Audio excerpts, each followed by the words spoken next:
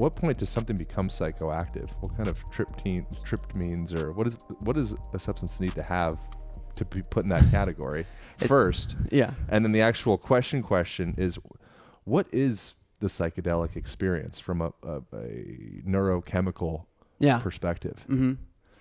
So interesting, even having the question framed like that, because it's interesting how we label and categorize things, especially experiences, right? Because everything in life, reality, really kind of occurs on a spectrum, And I think that a lot of us today, especially who most of us obviously just living in modern culture, mostly in artificial environments and sort of divorced from nature to some degree. A lot of us, our senses have been somewhat atrophied, or we've taken enough steps away from our natural ecology and way of living that we have parts of our neurochemistry and our senses that have kind of numbed a little bit. And I think that once we kind of realign ourselves with natural principles and start to kind of resensitize ourselves and integrate ourselves, both with food and with environment and lifestyle and relationships and stuff, we'll actually notice that a lot more types of environmental stimulus are psychoactive than we really realize. In fact, like many things are psychoactive, including things that we ingest on a subtle level, right? Yeah. So like even a lot of like the herbs that we think of that we get at the health food store today, and a lot of those are cut down to a really subtle form, but there's a lot of herbs, if we just were able to prepare them traditionally like indigenous people did, that are actually a lot more psychoactive than we realize, right? Even some of the adaptogenic herbs. The Chinese wrote about things like reishi mushroom on affecting the mind and the spirit, and they kind of had a connection and a sensitivity and a way of working with that medicine in its most potent form. And I think we'll realize that there's a lot of substances that are pseudo-psychoactive, right? But then I think what we consider psychoactive is something that has a level of alteration of our sort of baseline state of consciousness that it's so overtly noticeable to even someone who's not sensitive. Right? That like we say, okay, that brings us out of the normal neurochemical state of like alert problem solving consciousness far enough outside of that to where we considered it an altered state, right? Like even though there are actually things that do that on a really subtle level, for example, coffee, right? Michael Pollan wrote, he's written multiple books on, plant medicines, plant food and stuff like that. And he was on Joe Rogan's podcast, I think it was about a year ago, talking about coffee. And he made a really, really articulate argument for how coffee helped to sort of, shape the collective mind of modern culture in the early 1900s. And how it really helped to facilitate this sort of alert problem-solving state of consciousness that it's very fast-paced and it's almost kind of left brain and very executive. And that was actually done, partly through industry introducing, the advent of coffee breaks, right? Getting people in this state of consciousness in large numbers, right, so that they would be a better producer for obviously their company. Obviously, they could work longer hours and they could stay focused and things like that. And I think anyone who's ever, say, like gotten on coffee, off coffee, been separated from it or on it, especially if you've been on it for years and you try to go off it, you do realize that it does elicit more of an altered state than a lot of people realize, right? Even though it doesn't take you like visually into a different space, like a heavy psychedelic or something, right? But it certainly is a cognitive, stimulant that brings about a certain state of consciousness, right? Yeah. That's more alert, problem solving. Maybe for a lot of people, may take you a little bit out of that creative introspective space because it kind of is sympathetic in nature. It stimulates sort of like the beta state of mind instead of like the sort of calm centered state of mind. That's such an interesting idea when you think of the way that the substances that get titrated being like a chemistry for like drops, like dripped into culture, informs the structural expression of how we form as a government and as a people and as personalities and our interests and our sleeping patterns and our waking patterns. As you're saying, it's like, imagine it's like forming the culture to become more like, I don't know, like hummingbirds or rabbits, as opposed to like owls, as opposed to bears, as opposed to all these different mindsets based off of the substances that are dripped into the culture. Yeah. What a trip. It is. It's crazy. It's crazy. Yeah. Have you seen the spiders, how they form webs based off of different substances? Oh yes. Yeah. Yeah. Like LSD or coffee or whatever. Absolutely. Yeah. Coffee is just chaos. Yeah. Exactly. Yeah. There's a biological manifestation for everything that happens through consciousness, right? Through perspective, mentality. Obviously, everything starts with mindset. And anyone who's ever changed or transformed their life knows that, right? The body follows the mind, the actions follow the body, and then obviously your environment and your reality is going to follow your actions and actually how you execute yourself in everyday life, right? And whenever you have that occurring on a mass scale, obviously the quality of our state of consciousness, or the state that we're elicited into, right, via all of the stimulus, not just the substances, but the substances are powerful because they can cause quicker shifts than all of the collective subtleties of our behavior and the things we surround ourselves with. People as well too, the people that we put into our lives and their energetic fingerprint, or what they're resonating at as far as a mentality, feeds into our collective mentality too, and affects and shapes the way that we view ourselves and the world around us, which then changes our actions, which then changes our environment, right? You used an interesting term previous that I don't think heard in this context of a re-sensitization to reality. Right. What do you mean by that? So whenever, if you've ever spent time, around, say, like if you ever traveled to like any type of indigenous context, right? If you've been, say, like to, somewhere in the South Pacific, or you've been around people that are very closely integrated to what their ancestors, the way of life that their ancestors were living, that's usually much more closely aligned and integrated with their natural ecology and with each other. Yeah. Usually their senses, their mental fabric is different, right? Usually they have a higher sensitivity to stimulus in their environment, and they have a sense of their environment a lot that's a lot more prominent, say, than the average person that you would just find that's living sort of in more of an artificial environment, say like in modern American culture, which, some of that is starting to change, as far as like understanding the importance of like nature reintegration, or, kind of getting, circling back to an ancestral way of living. But for all intents and purposes, if you just take like the average, not just American, but just person living in modern culture that's, say, living totally in an artificial environment, cut off, say, from grounding, is wearing, rubber on their feet all the time, that's never out in the elements, that's never getting any of the energetic or biochemical signals from the collective intelligence of the ecology, right? Which is constantly communicating with our biology. And whenever we start to put ourselves in sort of like these little casts and these little sort of like cells that we create, right? These boxes, right? That sort of like shield us off from all of the signals, the biochemical signals and the energetic signals that we're breathing and being exposed to if we're just out immersed in nature.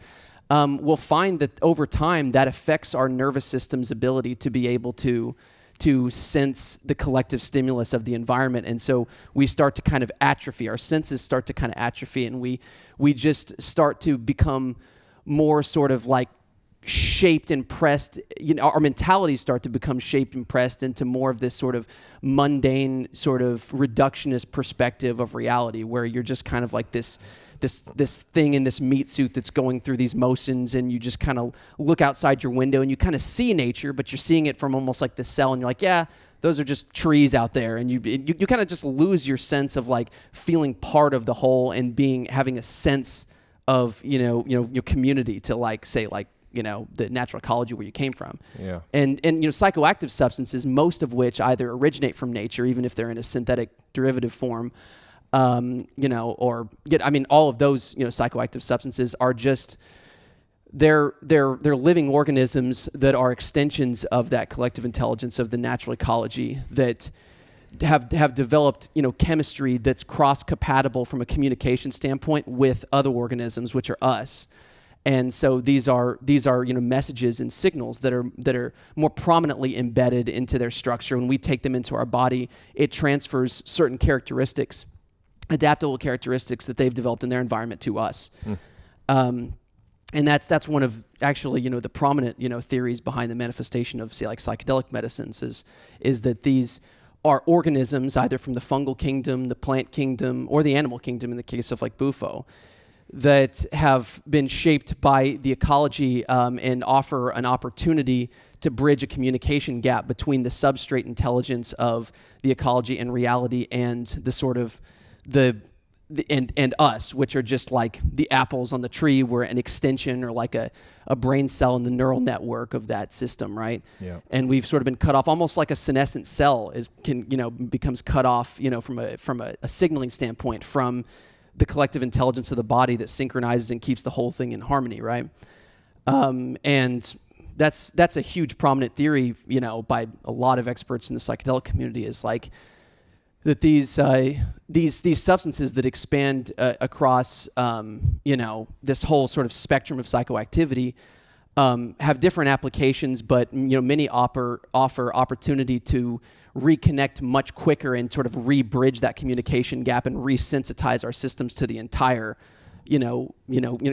collective subset of messages much more quickly. So, are in that analogy, would that be suggesting that an individual that feels cut off from, say nature, or from maybe like their higher sense of purpose or value in the world, or relationships or community, and maybe feels addicted to some type of, say, amphetamine scenario, or addicted to maybe validation or power, or money, whatever the thing is, was the analogy that consciousness from like the hive, like the totality of the culture, that individual consciousness almost could be related to like a senescent cell?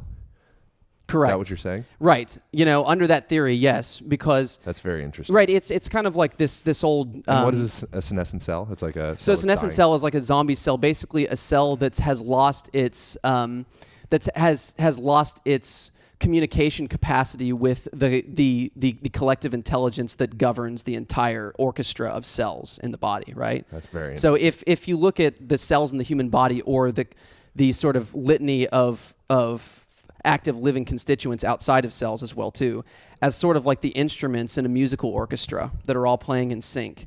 And there's sort of a collective energy and intelligence. Like, you don't have to tell your heart to beat. You don't have to tell yourself to breathe, right? You don't have to tell that cut on your arm to heal. You don't have to, none of that is happening. You're this fantastic sort of extension of this collective intelligence that's undeniable, right? We can't even dispute the fact that it exists, because cut your arm and see if it heals, right? Yeah. And under any set of normal circumstances, it will. And so, senescent cells are cells that have lost their sense communication capacity to that collective intelligence that governs the symphony. That governs the symphony. It's almost like an instrument. It's like a player of an instrument that sort of lost his sync lost his place, that doesn't have the music in front of him anymore. Yep. And so he's sort of over here trying to do his own thing, and then he goes astray. And then, basically just gets, loses meaning and purpose, and basically eventually either commit suicide, which is what senescent cells do, or they run amok and they just start acting out of, some, sense of bitterness or frustration from having a massive purpose and meaning deficiency, which humans tend to do whenever they get cut off physically, psychologically, emotionally, not only individually on a more practical level, say from just like people in their life, right? Like they don't have no friends, or, for whatever reason become depressed, no friends, or relationships have no meaning, and end up sort of, retreating into, meaningless pleasure to try to simulate one of the surface level feelings that normally comes off of meaning, right? Yeah. Which would be the dopamine loop, the pleasure loop. But obviously they can devolve into all kinds of mental illness that ends up in a negative feedback loop that can end in obviously either suicide, or then becoming nothing but bitter and resentful, and then acting out, basically just out of complete separation with the whole, and separation with their existential core, which is an extension of the whole. That is such an incredible analogy. Oh yeah, to sit with that, and then the concept of a senescent cell. It's like, it's a little bit out there. Statistically speaking, self-harm and suicide is, it seems from what I'm gathering, on an annual basis increasing. Mm-hmm. And so 100%. Cellular suicide or suicide of self, it's like an outstandingly poignant analogy. Well, it goes back to like even the theory of like the holographic nature of reality, that within everything is the whole is contained, or the as above so below principle, right? Mm-hmm. That we are the idea that there's really a base archetype that expands basically to every philosophical and spiritual practice in the world, no matter what model they use to describe it, right? And that is the as above, so below. We are the microcosm of the macrocosm, And so within us is a reflective, refractory, it's a reflection of the macro, right? Which is the whole idea behind Vedic astrology, whether or not people's individual interpretations of that is immediately accurate, or not. Yeah. The idea that there is this in the expanse of infinity, there is this refractory sort of reflective nature that where we can actually see ourselves and everything around us. And that's actually very clear whenever we look at, the sort of course, there may be a more complex version of it, but sort of the base scaffold of it, that there's a reflective nature of it. And whenever you look at this planet, and you understand that even under, say, like the Gaian principle, or even just from a scientific, standpoint, we know now we know from many, many scientific research studies that plants respond, to pain, and they respond basically emotionally, and they'll grow and adapt based on certain types of trauma. And to music and intentions, and we know too that cellular memory based off of actions of 100%. people around them. And we know too that the entire planet is really interconnected with a base intelligence that's partly mediated by, say, like the mycelial networks that cover the entire Earth. We know that, Paul Stamets and others have done, really well, making people aware of that. And we know within forests that basically that acts as sort of like the internet between, say like plant species and stuff. They'll use these fungal mycelial networks as a communication system. But basically, just like our human bodies, the natural ecology is an integrated living system. That is one organism, right? And then whenever you really can't separate it off into parts, and even though, we talk about sort of the the separation mentality that's occurred in the trajectory of human evolution, where we've ended up now, and we're starting to kind of rediscover, some of us are, and kind of try to reintegrate as we start to manifest symptoms of that separation in our own physical bodies, the senescent cells of dis-ease, of disharmony, of of disconnection. That's woken us up to the realization that we need to reintegrate, or we'll perish to some degree. I think it's interesting, the concept of the separation or the disintegration of ourselves in the relation to everything else, because I think it's easy to villainize that. Ontological perspective that's manifested throughout history via maybe like, Cartesian thinking or Newtonian mechanics or any of that. But I think it all actually stems from something that's quite innocent and benign, and through a process of attempting to garner an understanding of the self. Mm-hmm. And in that process, our methodologies or our perspectives of what the human organism is broken down into these separations and into this mechanistic perspective that then ends up kind of entrenching or indoctrinating the worldview of the children and the next generation. And then eventually, we are a machine, and we are this separation, and we are this textbook, and we were trying to, okay, that's a liver, that's a gallbladder, that's and then now I feel like culturally, through conversations, like this, and, just like, we're coming back around to this interesting time of like, oh, we're also this unicity thing. Mm-hmm. That's kind of gets like poo-pooed on and thrown over the rug. It's like, oh, that's some new age malarkey. But it's just, I'm just having that moment of realization in this moment now. It's like, oh, like what a sweet, benign, innocent, like we're just trying to understand this human experience. Yeah. And in doing that, we cut it all apart. And in that separation mentality, just like we were talking about with the psychoactively induced like states of mind via the plants and stuff, in that separation mentality, we start to, manifest that physiologically and structurally in our culture, right? We have a separationist mindset, and then we actually start to create, physical separation from our environment, and to move off and creating all these little artificial forms of separation as well too, in the forms of like houses and boxes and different things. You look at us over a plane, it's like, oh, it's like a computer chip. Right, it's exactly. all organized, but ones and zeros. Yeah. and all of those things.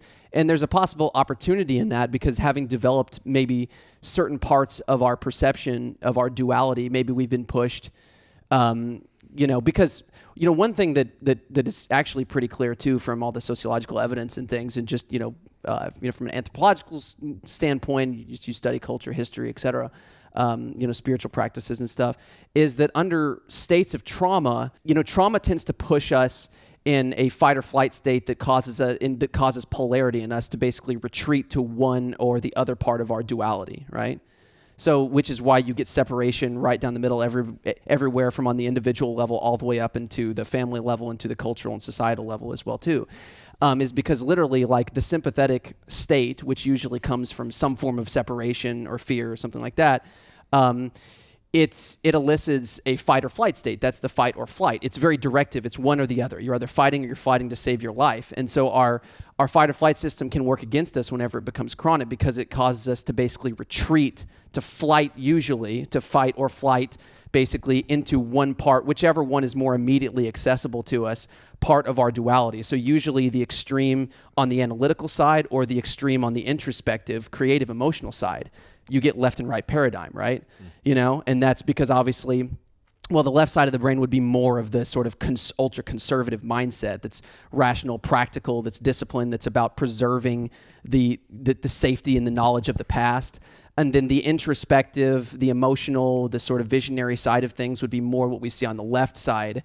But if you're pushed out and become disintegrated with your duality that's in all of us to too far, then it's going to basically distort your perception of objective reality and, you know, take you away from self, which is where objective reality really comes from to some degree, right? It's almost like the signal gets distorted because the integration of duality is really where we get the clearest signal of objective reality, right? Yep. So if we can only see the introspective side devoid of practicality and facts of like the practical steps of like how it actually manifests, right, in life, then we can have good like general basic thoughts and ideas, but no practicality or integration, we can kind of become delusional. And by the inverse, if we just have that conservatism and no vision or introspection, get it cut off from emotion, we end up very mechanistic and very, very sort of mundane, right, in our thought processes. And we're just so fixated on being safe and, you know, and to distinguishing or to, you know, getting rid of chaos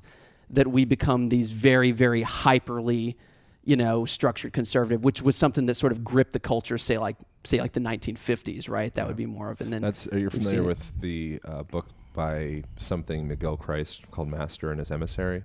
I've heard of it. I've never read it though. No, you're describing it. Oh, okay. Right now, and essentially, it refers to the different hemispheres of the brain, and one side, which again, this is, you know, a model that's probably not perfectly accurate to the reality of consciousness and neurology and everything. But that left hemisphere kind of objective reality, you know, ones and zeros, keep it organized, you know, like analytical side, will have a tendency of being louder and trumping that kind of more colorful, expressive, introspective side. And so if you allow it to run amok, kind of the way you're describing it, allow it to just keep on getting juiced up with more power, that other, you know, more, say, yin side or more, I'm kind of conflating a bunch of different words here together, but it will just get more and more silenced. Right. And eventually you live in this kind of dry, analytical, hyper-pragmatic kind of like, you like can start to suffocate in that, because that side of the coin is more of the executive sort of control structural side, right? So it's always trying to like basically put boundaries on things, right? To basically in some sort of you know frantic desire to bring about some level of safety or security. It's like the containment of the art, right? But if you contain it so much that you can't allow the artist to come in and express, then it's like now it's just containment of containment. And that's it's like, what do we even contain it anymore? Yeah, we're out. This is literally just one like layers of containers. You know, like those little wooden things where there's one inside the other, and then it's like, wait, where's the center of this thing? It's just like. Those little dolls or whatever. The Russian dolls. Yeah, exactly. Like there's nothing in here. There's just a bunch of containers. Yeah, which is funny. Yeah, and there's a and that just comes back to the importance of the integration and balance of our two sides of duality, because without that structure, you just end up, you have no integration. You have, your feet aren't on the ground. Your root chakra isn't activated, whatever terminology that you want to use, as far as like, because we all know those people too, who have strayed too far off away from their sort of pragmatic structural side. And they may be very interesting, very heartfelt. They have a lot of good intention and interesting, like broad picture ideas. They've got a lot of dreams. but a lot of times no practical integration, no structure, no discipline in their life to actually bring that into their individual sort of life, that their feet on the ground. Like, what am I going to do today to actually integrate that? How am I going to schedule this meeting to take these practical steps to actually make this vision a reality, right? Yeah. And so it's just one of those things that's just like we have a tendency to be able to polarize on those two sides of duality, and that's where we get our split. And there's splits between masculine and feminine, yin and yang, and there's all these endless manifestations, truth and illusion and order and chaos. And they're all sort of like in that wheelhouse of different layers of that manifestation. But like part of what I see the value of say, altered states of consciousness, and I think one reason why we have a natural drive towards altered states of consciousness that's really, it's really undeniable, right? Every culture in the history of the world, anthropologically, we can study any culture, have always ended up being drawn to some form of altered states, whether it be through plant medicine of some kind. Of course, alcohol in modern culture, you've got that. Entheogens, the tryptamine-based psychedelics, ayahuasca down in the Amazon, different, psychedelics across time, different types of Groot or beer, this or that, or say like drum circles or forms of meditation, or, there are endless different practices, but I think we're naturally drawn to that as sort of a reset mechanism to get out of our alert, sort of boxed in, living right in this pixel and being able to sort of get outside of our minds, to be able to zoom out, to be able to see the picture instead of just the pixel, right? And to be able to connect dots. And I think that that's a natural drive that we have, whether we properly or responsibly sort of capitalize on that, right? And actually do it in a way that serves us, or if we have that underpinning drive and then we do it in an escapist manner and don't really pay attention to trying to better ourselves or to reconnect with the more authentic part of ourselves. I think that's something that most people are drawn to, whether they respond in that way or not, right? Yeah. When they become isolated. Anybody who goes senescent, so to speak, wants to be reconnected, even if they don't consciously know it. I mean, there's a drive there for the most part. I mean, it's a theory anyways. But yeah, I mean, I think that the part of our drive towards altered states is the potential to reintegrate the two hemispheres of our physical brain, to bring us into that perception to where we can get an overarching perspective to help us reset, to help us integrate, to help us sort of clear that image of objective reality and get us closer to truth, which is outside of your subjective opinion, my subjective opinion. Look, if there is an objective reality that takes place outside of my perception or yours, right? For example, right? And that's in the modern world, we have... That would probably even be arguable, whether there is a reality outside of your perception. Well, that's... probably, I mean, absolutely, like, highly arguable. Well, yeah, that's true.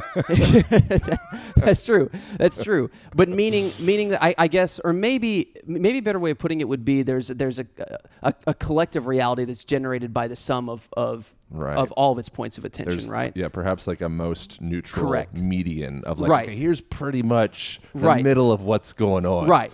Between all subjective experiences. Yeah. That's about it. And that's kind of what I mean by that is that well, we can at least, that's mainly what the scientific method is, right? Is that we have analytical, sensory measurements that sort of are somewhat like, okay, so if I walk up on this roof right now, no matter what my subjective opinion is at this very moment, if I step off the roof, I could take a lot of substances that could actually get me to a certain emotional feeling, as though, say, I could fly, for example, right?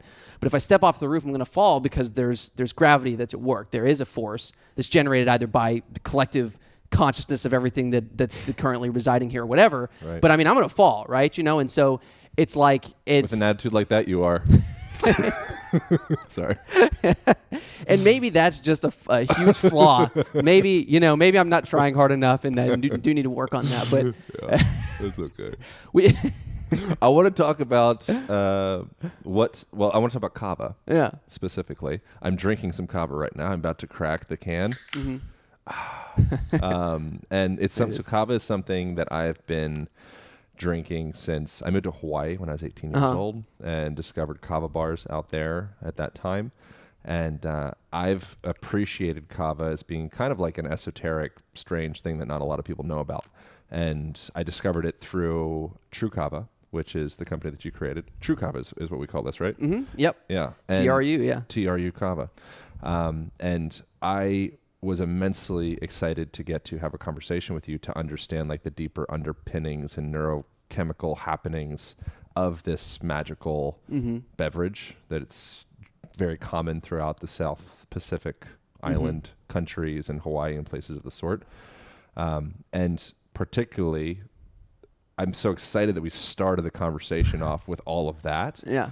And with the impact of, say, just dousing culture in alcohol and caffeine and say, okay, cool. Like what kind of web does the human spider create out of those substances being the main thing that we're swimming in? Interesting. Now, are there some other, perhaps no wrong or right, but what happens if we start to kind of infuse other substances or beverages or, anything into the culture? What can happen? I think that kava is one of those interesting things where it really does open people up to deeper, more insightful, introspective conversation and kind of calms the human down and kind of puts you in this place of like,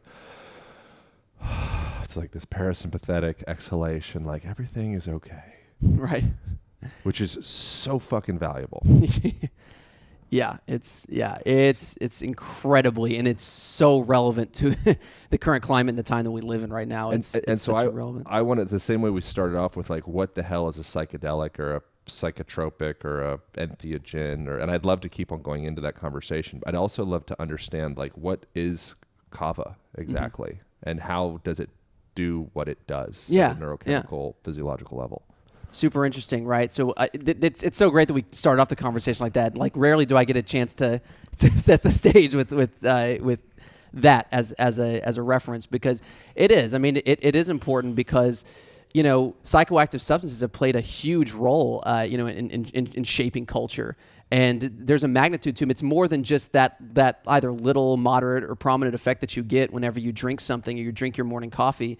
There's an implication to it culturally, and they're very significant. They have significance. So where does kava fall? Kava is very interesting. Kava, out of the litany of available psychoactive substances or pseudo-psychoactive substances, or even, physiologically nourishing substances that are not so psychoactive, right? That we have in today's sort of, in the health and wellness sphere, or even outside of the health and wellness sphere into just modern culture, right? Everything from coffee to adaptogenic herbs that are more, physiologically balancing, maybe subtly psychoactive, all the way to the heavy-hitting, huge, powerful, sledgehammer psychedelics, the tryptamines, psilocybin, LSD, DMT, ayahuasca, San Pedro's cactus, mescaline, all of those. Even bufo, this is, the secretion from toad. All of those are like the heavy hitting sort of earth shattering psychedelics that have gotten a lot of press in recent years and are starting to kind of come out of the woodworks. And we're trying to figure out where do those things fit, right, in today's culture, because like it's kind of a shock having something that's been so heavily prized like those compounds, but in a very specific context with years, centuries, thousands of years of proper, strategy and, facilitation and, from the shamanic cultures around that, trying to just drop those into our sort of like, senescent mentality based from our terminology earlier. Whiplash. Yeah, exactly. Oh. And so that one's, that's an interesting. Doing it all wrong. Who am I? Yeah, exactly. So it can be a shock, and it's like there's strategy to everything, even something that's incredibly valuable. But so that's an entirely different conversation. But where kava kind of falls is kava's like somewhere in the middle between those, right? So kava, what's super interesting to me about kava, because I have a lot of experience in my process. I went through a transformational process of like losing my health completely and went on this odyssey to try to get it back, and was heavily involved in addiction and a bunch of other things. So I had this road that a lot of people that are sort of in this sphere, have had to gone through, and that's helped shape my mentalities today. But in that process, I've gotten to be well acclimated, or as well acclimated as pretty well acclimated to most of those compounds that I just listed off. So everything from the adaptogenic herbs out of traditional Chinese medicine, Ayurveda, Amazonian medicine, Native American folk medicine, etc., all the way into even the synthetic compounds that we get out of allopathic medicine, all the way into the heavy-hitting psychedelics, and we've got a lot of experience with all of those. When I came across kava, the thing that interested me about it was not only how it was so relevant to my particular issue, which I can get into here a little bit later, at the time, but how it kind of bridged the gap between those two sides of things, like the adaptogenic herbs and like the heavy, like say like, psychoactive medicines. Like it's like it takes a lot of the elements of a lot of those substances and kind of wraps it all up into one in this very versatile, tolerable medicine that has adapted to a level of tolerability and, sort of synchronicity, if you will, with the human organism, that it's very just well accepted and tolerated, by most people, which is very valuable too, because it's not always about how strong the medicine is. Mm-hmm. It's about, does it fit for your life at that time?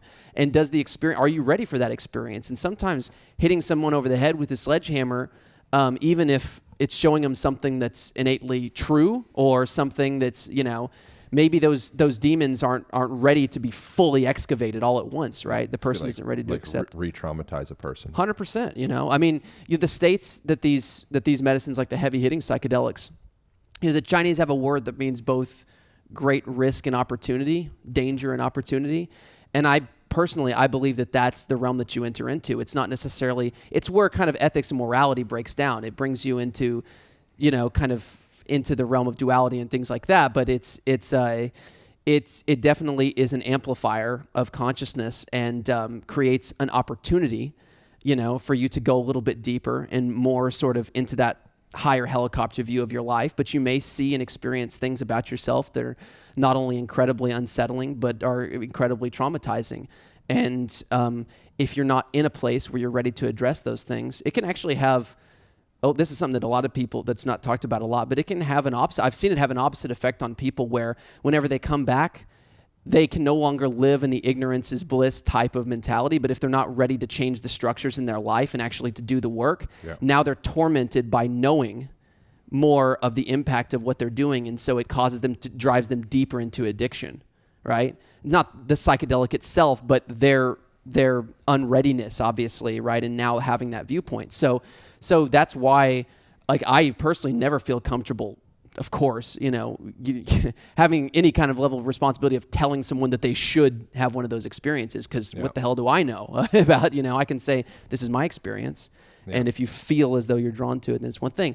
But I kind of digress from that. The thing about kava is, kava is very unique, right? So unlike, say, like the tryptamine-based psychedelics, we know that it has an effect, or like the tryptamine-based psychedelics, we know it has an effect on left-right brain hemisphere integration. We know that it increases hypercommunication between those two sides of the brain, which is really, really valuable from the conversation we had earlier about integration, right? Yep. Being separated off into one side and getting hyperplasticity in certain parts and different things from driving one pattern in your life for too long, creating imbalance, and then manifesting in your reality being imbalanced.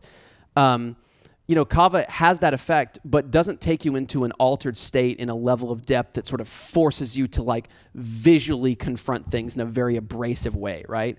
So it more kind of gives you that background sort of high level perspective in high dosages, right? And this effect is prominent even in low dosages, but a lot of people today, not being very sensitive to that, don't notice it until they get to really high dosages of it. But it still actually is there acting, and it's just to kind of, retract a little bit from there to kind of set the scene of exactly what kava is from a plant standpoint. Kava is a plant elixir drink that's prepared. It's a composition, that's, kind of like coffee is, right? Composition is a plant medicine drink. It's the full brew that's produced from the water and pressure extraction of the beans of Coffea arabica, right? So that's what coffee is, right? It's not just like it's not caffeine. Caffeine is one individual compound. Kava is the water and pressure extraction prepared in a very specific way, natural way, of the roots of this plant that grows in South Pacific Islands called Piper methysticum. And it's a shrub that's in the pepper family. It has these beautiful heart-shaped leaves. It grows about 3 to 6 meters off the ground. These bamboo stalks that look kind of like bamboo that grow up. It takes 5 years minimum to grow a kava plant. But only the roots are consumed because the leaves and stems actually have plant defense alkaloids. They're not adaptable to the human digestive. You can get effects, but you can also get side effects. So just like rhubarb, where you consume certain parts of the plant, not others, I always think of any interaction with a plant organism as like forming a relationship with an organism, right? And just like other humans, not all plants are ready to have a relationship formed with them. Some have their defenses up, right? And sometimes you have to break down those defenses. And much of like shamanic culture, something that most or many people wouldn't be so familiar with, that maybe have like heard of ayahuasca or things of the sort. The other part of that, if you talk to anyone that's like a practiced shaman, a big part of their practice and their teaching is dieting with lots of plants, right? Rose and just like there's like a whole plethora of different ones. So the idea that you just get this like, knock your socks off, lift off moment, and like that is the thing. It's like no, that's actually a very small, tip of the iceberg that people are exposed to, because it kind of has this like shock and awe. Yeah. But much of it is actually dieting on plants that are much less like psychotropic in the way that we would traditionally think. And that kind of feeds back into the point we were making earlier about, getting all of these, a lot of collective messages from the natural ecology that we have extended out of, a lot of time is what gives us a good, balance and brings value in all different layers, right? And so like a lot of people just consider the organisms that are psychoactive to be the ones that just lift you off, that's undeniable, that take you outside of your mind, outside of reality itself, and blah, blah, blah. But, really there's a lot more substances that are psychoactive to the neural network of your body, even if you're not feeling them as much in your brain and in your consciousness, to your digestive system that's all wired in with nerves and stuff, or to your, to your immune system and everything that sort of integrates that balance of everything that allows your perception to be properly facilitated in your health and your energy production and your human experience, is affected by a lot of those things. And so a lot of those practices are from years of, not through scientific method, but years, decades, centuries, millennia of direct experience with these organisms and forming relationships with all of them. Just like the brew of ayahuasca, it's always mysterious to scientists and anthropologists whenever they go into the Amazon and they're like, how'd you figure this combination out? Doesn't make any sense. Yeah, and they're like, and then it's kind of funny because normally they'll tell you like, oh, well, the plants told us or something, right? Yeah. And then people are like, like they get, they kind of laugh at that, but it's like, well, they're using certain terminology, right, that sounds weird to us because obviously plants don't communicate through language like higher vertebrates, but they're referring to this understanding of these signaling networks that generate a message that lock them into, it's sort of like the senescent cell gets a little bit more closely reintegrated with the other cells. So it's getting the collective picture and it understands this network over here, this sub-network, right? It's like tapping into that mycelial network. Exactly. As an analogy, yeah. Perhaps. And right. So again. For someone that's not familiar with ayahuasca, the combination, I believe it's chacruna, is the plant that they blend with the ayahuasca vine. Benisteriopsis, yeah. Is that what it's called? Yeah. Is that the chacruna part, or is that that's the vine part? Benisteriopsis or Syrian rue are usually the two, but that's the one that has the MAOI in it. Right. So there's one compound that you refer to that has DMT in it, which is not absorbable through the digestive tract because it gets broken down by this enzyme. Is that the ayahuasca vine? No, the ayahuasca vine actually is believed to have more of the intelligence, but it's actually the MAOI. But it helps to facilitate the DMT, even though the belief from indigenous people is usually that the vine contains more of the intelligence. But it's actually mainly the monoamine oxidase inhibitor that inhibits the enzyme in the gut that breaks down DMT, allowing it to be orally activated, kind of like psilocybin. Am I saying chacruna wrong? No. I believe that's the right pronunciation of it. Okay, and so that's the DMT containing, I believe, and it's a leaf. Usually. And so to find that combination for someone that hasn't had the experience with a psychedelic in general, or maybe ayahuasca particularly, it's unlike anything you could ever possibly imagine without actually having the experience. So it's kind of almost like trite or like silly for me to even attempt to express. Right. But for these primitive, in quotations, individuals to be able to just by happenstance stumble across this like miraculous process of fusing these together and boiling them and going through this whole thing to be able to create this compound, it does not make any sense from a Western pragmatic perspective. Reductionist, it makes no sense. It would be next to impossible, It's a different game. It's a different board. Mm-hmm. Like you have to, in order to be able to investigate that, I would think one would have to be willing to put a different set of goggles of perception on Right. to even be like, oh, okay, that's how that happened. And if you've been anyone who's been down that road with intentional use of psychedelics of any kind, I think can at least start to grasp that principle that there is another story, there is another side of the story, and can kind of feel that this idea of reharmonizing or reintegrating into a collective intelligence where you could start to notice, have pattern recognition, and start to feel some of the organisms in a different way, and start to get these sort of what we'd call intuitions, which may just be sort of just like, look, it's like we believe in senescent cells and we believe in non-senescent cells in our body. How do all those skin cells know what each other's doing and know what the heart cell or the lung cell or the liver cell or the brain cell is doing, right? We believe in that. Obviously we do because we're alive, right? We know that's the case. Yeah. And so can you necessarily see all of those things? Are they no, it's not. I can't look at it, but I certainly know it's there. Yeah. We've got electron microscopes and certain things we know. And so there's just a lot more to the story that's outside of our like limited perception. And yeah, from the pragmatic reductionist standpoint, it would certainly be next to impossible out of thousands, tens of thousands of plants, to be able to find the two, right, that work so synergistically to help facilitate that, Yeah. But just like that, that's also relevant to the conversation with kava and everything too, because the people of the South Pacific where kava grows have facilitated kava in a similar way, which is why whenever I got into this, really integrating myself into that culture and getting to know from an anthropological standpoint, but also spending time with people who are indigenous islanders, get lots of conversation to really sort of step into the story of kava so that I could understand it as an organism as best that I could.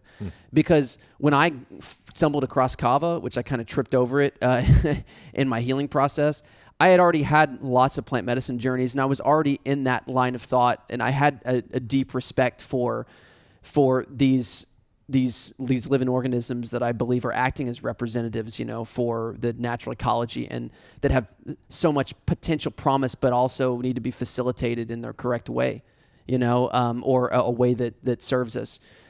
So I knew that kava was the same way pretty instantly, because I started using it for its physiologic benefits. But once I started to realize that this was in a category that was a psychedelic in a very different way than we think of as like, of like ayahuasca, I started to see and feel, from my perspective, that it had tremendous implications for the collective culture if it was properly facilitated and integrated. And so I needed to understand it from a historical standpoint as best as I could to help facilitate that, because I think that anyone who's working with plant medicines, there's a level of responsibility to sort of let it work through you in just for lack of a better description, and to help it do what it does best and to not contradict or undermine its intelligence in any way. Yeah. So I'd love to get into some of the kind of like structural mechanics of what the heck it does, and perhaps how it relates to other substances as well. Mm-hmm. And so getting into things like the GABAergic systems in the brain, and just like what's like the neurochemistry of like the brakes of our neurochemistry of our nervous system. Yeah. What's the acceleration? How many people are stuck in like a perpetual, maybe foot on the gas pedal, foot on the brake at the same time? How many people are smoothly oscillating between them? How does kava come into that conversation of being more fluid with gas and brakes within our nervous system? And this is great. It's great that we touch on, we kind of shift gears and look at this through the scientific lens as well too. Just because a lot of people speak that language, and it's good to have sort of these objective, sort of measurable, mechanisms in place. And it's great because we have all this cultural context and this experiential use and understanding, like I kind of alluded to with the indigenous people. Kava has been used for 3,000 years in the South Pacific as a core foundation of their entire culture. It's been used like we use coffee or alcohol. In Vanuatu, which is an island chain of about 83 islands, it's right outside of Fiji, this entire country. About 90% of their population consumes it daily. And they use it for weddings, funerals, spiritual ceremonies, social gatherings. It's a core part of the social fabric of their culture. They've got kava bars there, 20 times as many as they have regular bars, because they prefer the atmosphere that it creates, the sort of pseudo-entheogenic introspective state of mind that facilitates human community and connection. It induces states of empathy, and upliftment, but relaxation at the same time. It's It's like alcohol without the drunkenness, plus some of the effects of microdosing psychedelics, but not taking you out of your realm of sobriety. It's like a calm, enhanced state of natural sobriety that's just great because it's so controlled, but yet also profound over time whenever you spend a lot of time in that state, right? And there's like a euphoric kind of like loving edge to it as well. Correct. Yeah, it really opens up the heart center, so to speak, right? And we know that it acts through some of the serotonin pathways, which I'll dive into here in a second. But just a couple other quick things about it and its application for environment. So a lot of people are using it as an alternative to alcohol in modern culture, or as an off-ramp to alcohol and from other substances, because it helps to prop up the same receptors, but it actually, we know scientifically, it has more of a restorative effect on those, an upregulatory effect instead of a downregulatory depleting effect, borrowing from tomorrow to pay for today, so to speak, which is what synthetic substances and even alcohol do. You have a good time right now, but you're charging on credit with your brain chemistry. Which you're places spending. you into an almost impossible loop to leave. Yes, right. And it's a compensatory loop that's usually, it obviously stems from whenever people go into addiction, of course, usually trauma, and disconnection from self and all that stuff we kind of touched on earlier. Yeah. But yeah, I mean, so from a mechanistic standpoint, kava is actually one of the most well-studied herbs in the world, believe it or not, outside of cannabis and ginseng and reishi mushroom. A lot of people don't know that because it's one that's very rarely in the conversation as of now, and there's all kinds of reasons for that we can get into as well. But there's a robust body of scientific evidence establishing not only its mechanisms, its composition, dosages, safety, preparation, all kinds of stuff.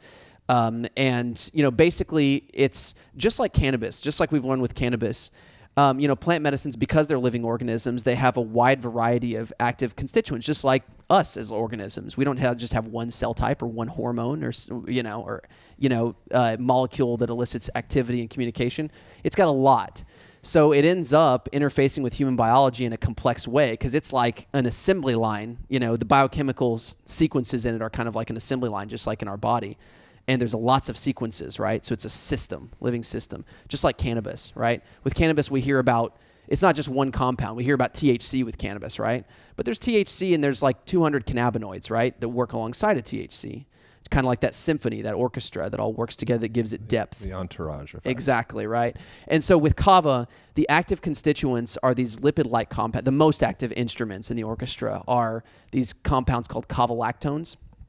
And lactones are like lipid-like compounds that whenever you make the traditional brew, they sort of rise to the top and they have this gloss on the very top.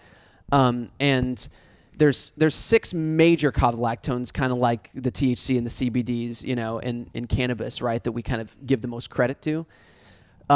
There's one called kavain, dihydrokavain, which is a double bonded form of it. There's one called methysticin, one called dihydromethysticin. One called yangonin and one called desmethoxyangonin. So that's a mouthful, but basically those are the major ones. And then there's 18 known isolated kava lactones that are total. And then lots of supportive flavonoids, alkaloids, other constituents, that help with the bioavailability, with the half-life, and it's an orchestra. Again, whenever you separate the constituents, you end up getting a small shade of the effects. Like if you isolate THC from cannabis, you get less depth to the overall effect, and it's not as good, and you can get side effects. So basically, the main mechanisms that have been most well studied and most prominent, both from an experiential standpoint and in the scientific literature, mood, relaxation, and mental clarity, is what kava is most known for, right? Mainly anxiety relief because of its relaxing effects. So you mentioned the GABAergic system. Is that? Sorry for interrupting you. I think you're about to answer what I'm about to ask, but is the anxiolytic effect of kava what induces the cognitive clarity? Because it perhaps opens up more bandwidth because you're not stressed out, in quotations? Oh, that's actually a very good question, right? Because there is this principle of energy diversion, right? Whenever you're in a stressed out state, a lot of your energy is moving off to your limbs and extremities to get away from the tiger. Right. That's part of it. But the GABAergic system in and of itself, just like any neurotransmitter, increases cell-to-cell communication. So you're going to get somewhat of a nootropic effect from most influxes in certain neurotransmitters. It's just a little bit different, right, depending on which is being hit. But the neurotransmission systems that help the most with working memory and just all standard metrics of cognitive function are like dopamine and acetylcholine, right? That's what you think of the most, maybe adrenaline as well too. But yeah, so it affects both of those. It affects dopamine really powerfully, actually. It's a monoamine oxidase B inhibitor. We kind of talked about monoamine oxidase in relation to beta-stereopsis, which is much more powerful, and it's monoamine oxidase A. Basically, what that does is it inhibits the enzymatic breakdown of certain neurotransmitters or neurotransmitter precursors. Monoamine oxidase B primarily inhibits the breakdown of dopamine in the synapses. So it's basically, it increases, incumbent levels of dopamine in the brain, but it does it in an intelligent way that actually doesn't downregulate or deplete it, which is super unique if, from a pharmacological standpoint, because most things that induce dopamine powerfully create that feedback loop of depleting dopamine and needing to take the next hit. But kava, we know from the studies, and it's never been assessed at any level to elicit any kind of physiologic dependency, right? I would say anything you could develop some level of an emotional, you wanted to change your state. But I mean, like withdrawal, it calling to you, it's very clear that like even coffee does that, right? Of course, but kava doesn't, which is super unique. But it affects dopamine very powerfully, especially certain strains. So that's one mechanism. That's responsible a lot for the increased sort of cognitive function, the sort of like, the increased, social lubrication and just kind of getting the wheels turning. The GABAergic effect that you referred to is its most prominent one. That's the one that it has the most press for. That's the one that's been most heavily studied. And so the GABAergic system, as where dopamine is sort of like the neurotransmitter for energy, focus, motivation, concentration, pleasure, all of that, although that's an oversimplification, but it's an all-star for that. GABA is like the primary brakes of the nervous system, right? So anything that you take or do that leads to a good sleep usually has some direct or indirect effect on the GABAergic system.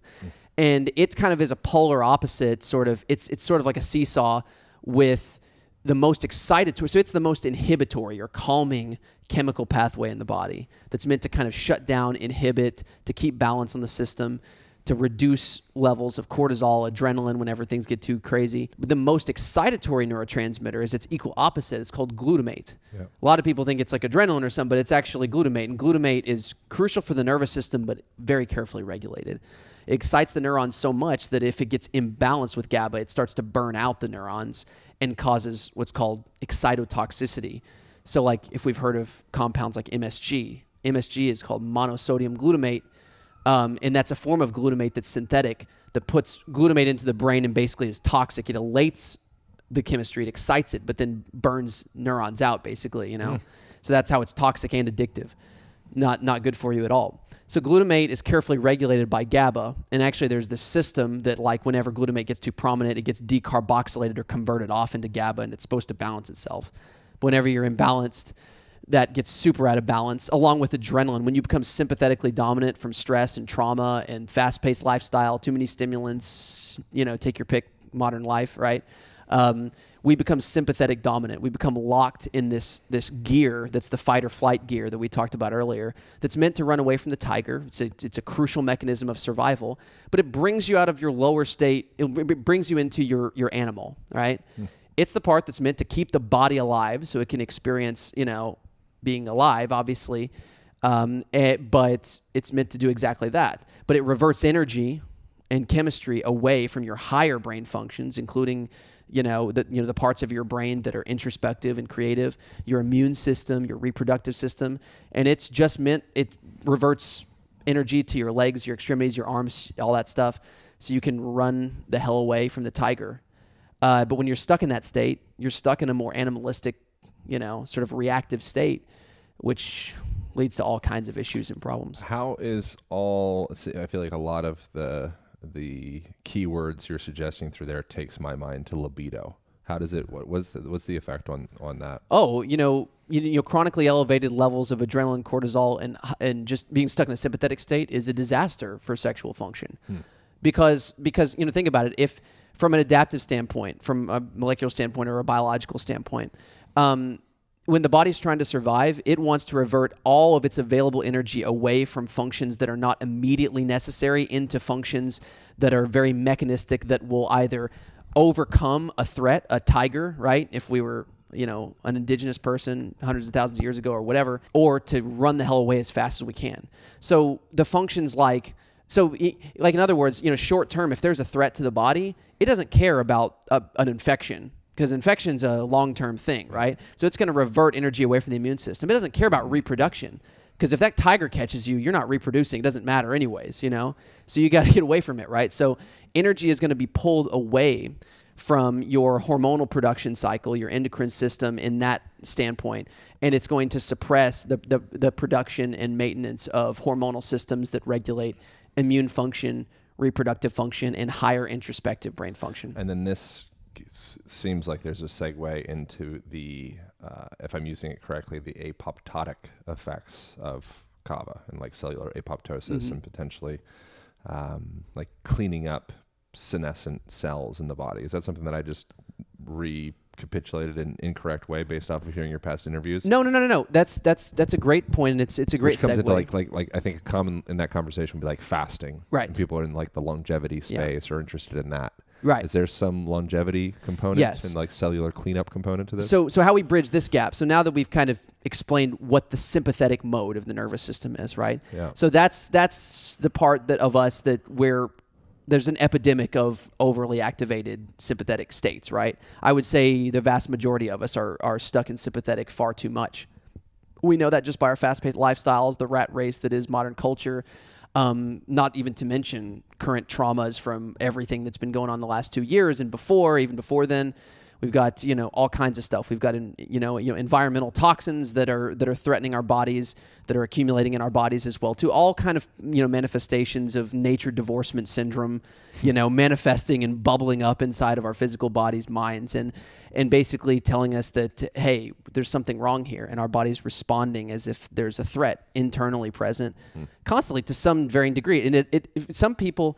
The human body is so amazing that it adapts to an incredible amount of these stressors to stay alive and to self-regulate. But there's a point, and we've kind of hit that tipping point, where the more susceptible people in large numbers are starting to manifest incredible amounts of disease from being held in sympathetic and being basically exposed to an overwhelming amount of stress, physical stress, psychological stress, emotional stress, chemical stress, even electromagnetic stress. All these manifestations of that. So that's important because stress really is the underpinning of most chronic disease. All of these stressors, right? That's what drives chronic disease. Susceptible genetics, maybe, that can create a susceptibility, a vulnerability to chronic disease. But it's the combination of accumulated stressors that turns on bad genes epigenetically, that drives cellular inflammation, that drives these disharmonies in our body, that break down the communication system, like like people like Zach Bush talk about a lot, that like all disease comes down to loss of communication at the cell level, which happens from inflammation, this disconnection thing, and sympathetic. And can we pause for a second so I can pee? Oh, sure. Yeah, absolutely. I just drank. How many KAVA drinks did I have? 6? about I feel great. 6 shots and I gotta pee. We're gonna pause and then we'll come back into Perfect, this. yeah. We're back. We've both drained our bladders. Our KAVA. You re-upped with some Mountain Valley water, which is specific to being a part of the Austin Club. Crucially important. I'm drinking yet more. Mountain Valley water is KAVA also now. actually right from where I'm from too. Oh, you're We're from Arkansas, and it's from Hot Springs, since the late 1800s, I think. So there's good stuff happening. I'm on my 7th KAVA beverage, which this is interesting. Where we were was talking about cellular apoptosis and longevity and that conversation. And sympathetic nervous, Yeah. So maybe we just jump into that. Yeah. I guess we'll just jump into that. Yeah. So we kind of set the stage with the magnitude of the situation with oversympathetic dominance and how that drives a lot of disease and things, right? Yeah. So we know that that's a huge fundamental problem with most chronic disease, and almost everybody can relate to that in their lives of having, just having to, figure out a way to adapt to a very unnatural amount of stress and trauma and things, right? So anything that you can do, practices, strategies in your life that, of course, helps with that is usually a good thing if it doesn't lead to some sort of habituation, addiction, or perpetuate the issue in some weird way.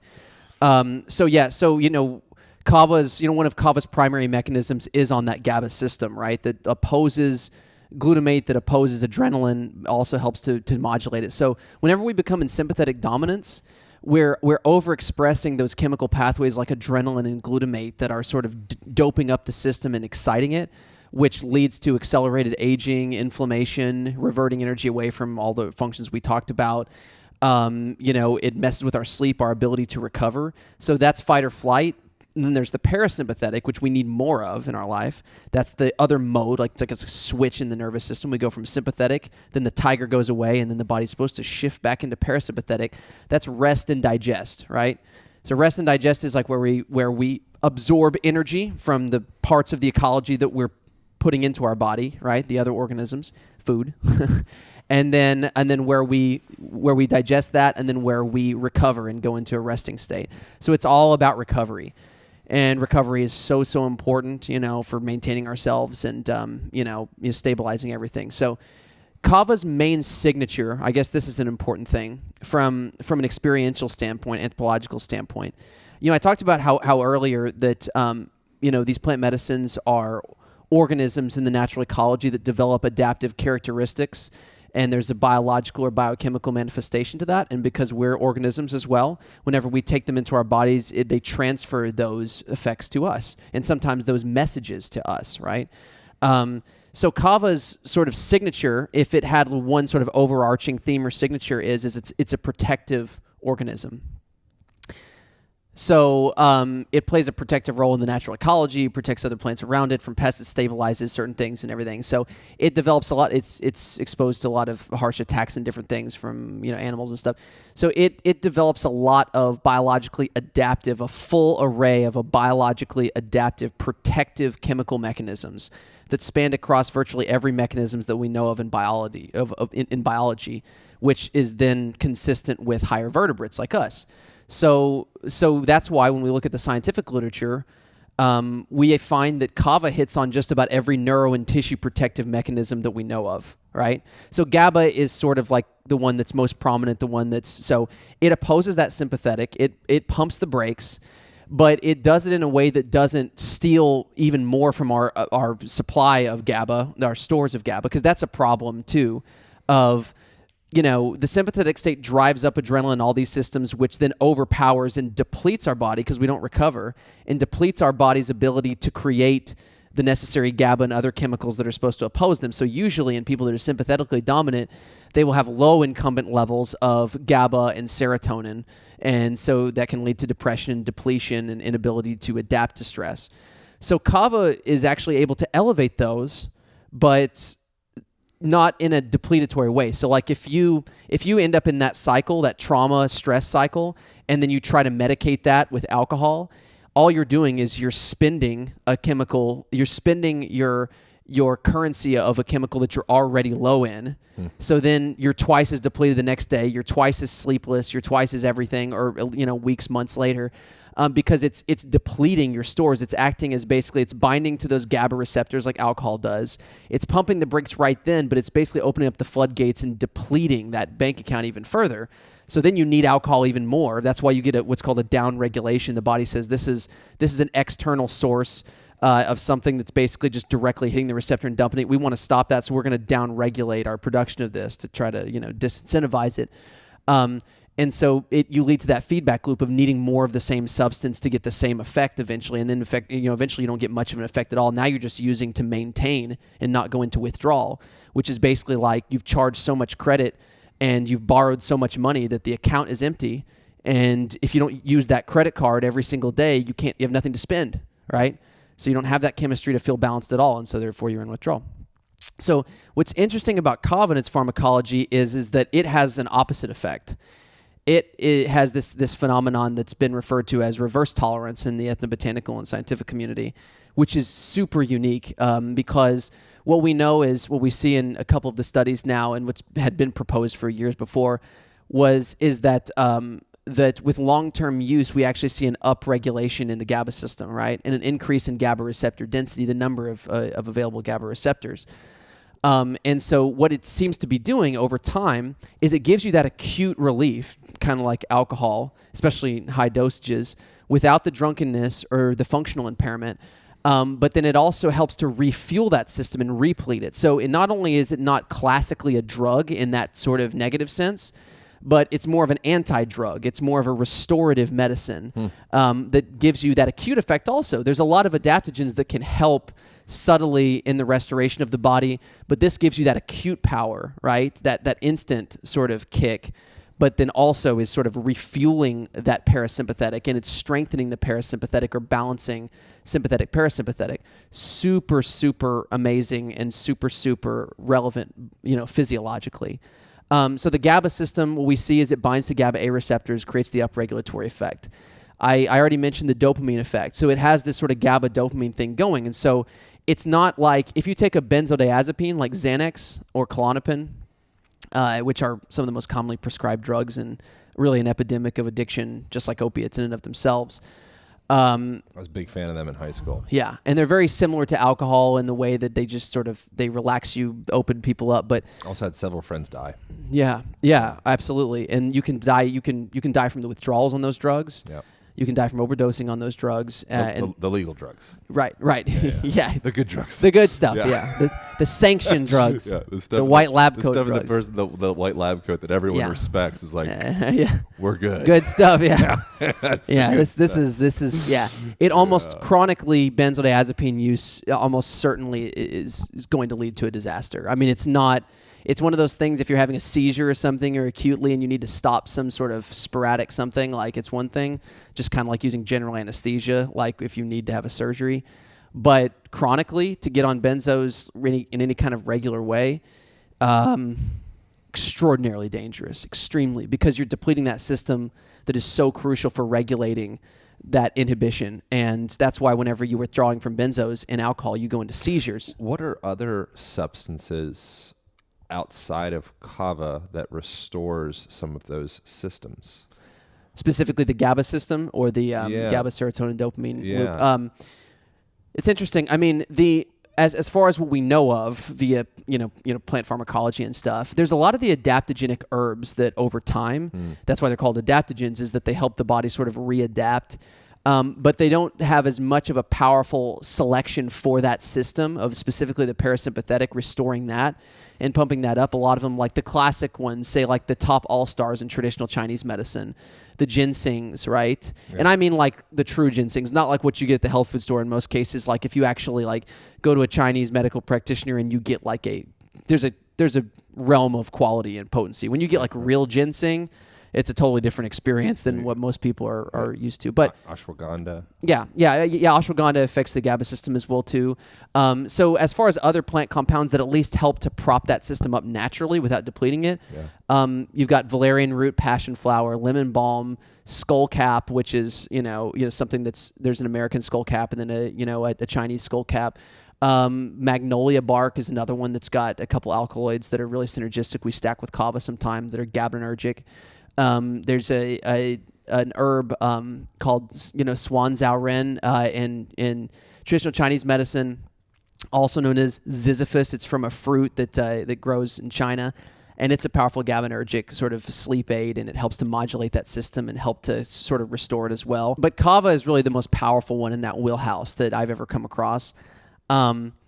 And so the standard adaptogens, and then those that I just named are kind of like the plant substances. Chamomile is another one that like hit that GABA system, right? That you find in just regular herbal tea blends and stuff, but they're more subtle, than kava.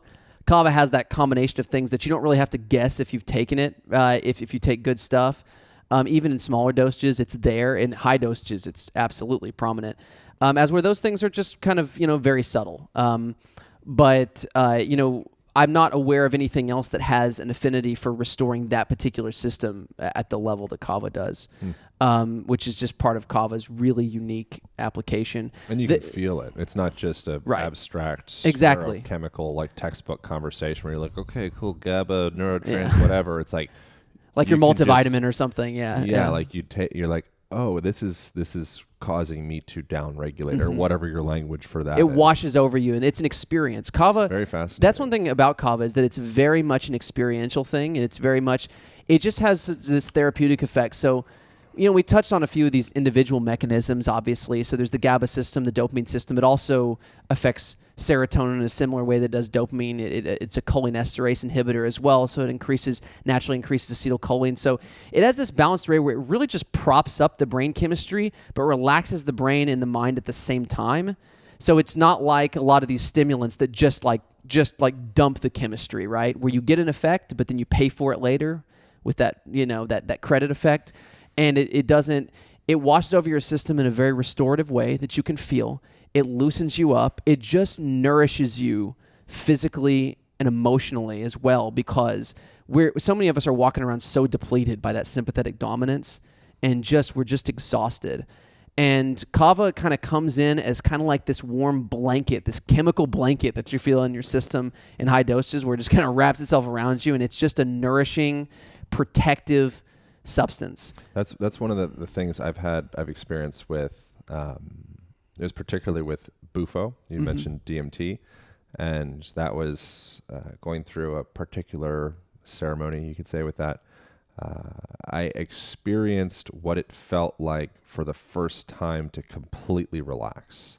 And I think that's an interesting thing that many people don't really have any like relative anchor point to understand. Like, what does it actually mean for your body to completely relax, surrender all the subtle little tensions that you may have had in your shoulder or your throat or your masseter or your eyes or your pelvic floor muscles, or like all the inner little sphincters throughout your whole intestinal, like your whole body just completely fucking surrender for a span of 8 minutes or whatever. Oh yeah, and saying, like, amazing feeling. And it's like, okay, that's actually a thing. I didn't know that was on the table. I thought tension was a baseline, was a baseline experience of just being alive, right? Yeah, some level. But I think you can look at the body kind of like, I don't know, the image is kind of mind like an accordion. You expand the accordion all the way out, and then all the way back in, and then all the way out, relax, all the way in. And a healthy, fully expressive, dynamic, thriving cell and body, I think, has that capacity or access to that full expansion, that flexibility.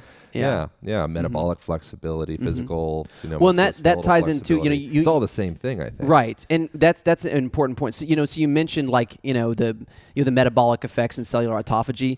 So I mentioned that because kava is a complete organism, and because it takes on this protective role, that it's sort of all of its mechanisms extend to the protection of the entire system. And that's why it can have so many applications and so many mechanisms that a lot of people would be like, oh, so it does all those things. What is it not good for? Well, no, they're all threaded together in this protective, and they're just some of the most relevant things. So it has all these metabolic effects, right? And that ties into the protective mechanism as well too, because we know that it has an effect on cellular autophagy, and it has an effect on fat burning. And that's because it heavily activates, it reduces the over-accentuation of this pathway called mTOR, which is the growth, state in the body, right? If you're locked in it for too long, and senescent cells can overly grow and can lead to cancer and certain things that can prematurely age you. It activates this pathway called AMPK, this adenosine monophosphate activated protein kinase pathway, which is responsible for activating, basically, it's puts the body into a recycling mode, right? The body has these two metabolic modes, just kind of like the sympathetic, parasympathetic. There's sort of like subcategories, right? There's recycle and renewal, right? And so there's like an out with the old and in with the good, right? There's a time for the body to cleanse. There's a time for the body to rebuild. It's sort of resetting. I mean, at the end of the day, everything occurs in cycles, and everything in reality and life is a rhythm, just like your heart beats in a rhythm, right? That the earth pulsates in a rhythm, the earth turns in a rhythm, the earth, And so that's basically what's happening too, is there's a time for the body to maintain its health, for it to shift into these states where it cleans. And it's so efficient, right, in its intelligence, where it'll selectively try to burn up the bad tissues, its stored body fat, and convert that into usable energy as fuel, right? So that's if we've heard of the term, a lot of people have now. I've heard of the term cellular autophagy, which is like what you get whenever you try to fast. You intermittent fast, or you go into ketosis, where basically you're telling the body that there's no food coming in, or there's no significant like complex or simple carbohydrates coming in, or whatever, and even protein. And so then the body says, okay, so we're going to eat from ourselves. We're going to take this opportunity. I'm going to break down some of the nasty material and use that as energy. So I'll kill two birds with one stone. Can I share an analogy with that I found helpful? I think of that process of fasting and cellular autophagy is like if you've ever moved to a new apartment, house, whatever it is, that experience when you're moving, suddenly all the stuff that you thought you cared about, suddenly it's like, okay, you could contain 100% of your shit. Right. Now suddenly it's like we literally only have space for like 25%. And so suddenly you come down of like, okay, that thing that I didn't really care about, that old piano thing, I didn't really care. It's like, and then there's this sensation of liberation or freedom on the other side of that of like, oh, I'm so much lighter. Yeah. I think that is, you freed yourself up to where your attention now has been concentrated on what do you really need. Yeah. And it some of the other stuff could have in fact been a burden. Yeah. You had so much exposable bandwidth that you could hold on to all of the burdens. Attention bandwidth too, of just like, hey, like you had more, things that were just immediately grabbing your attention or telling your body that they were immediately important by you just, being caught in the loops of life or whatever. And then whenever, for whatever reason, a pressure came or you had to move or this and that, it created that energy diversion where all of a sudden you're like, okay, so what do I actually really need? And you're able to actually like, instead of, external threats or stimulus forcing you to focus on the external, you've shut off the external to some degree or the external input. And now you free up and you automatically just turn the camera inwards and be like, okay, where can I clean up here? Yeah. And then you're like, oh, I've needed to clean that up for a long time. And then which once again, that's why fasting, maybe one of the perhaps many reasons why fasting has been a, not just a nutritional practice, but a spiritual in quotations, depending on how you perceive that word practice for a long time. Right.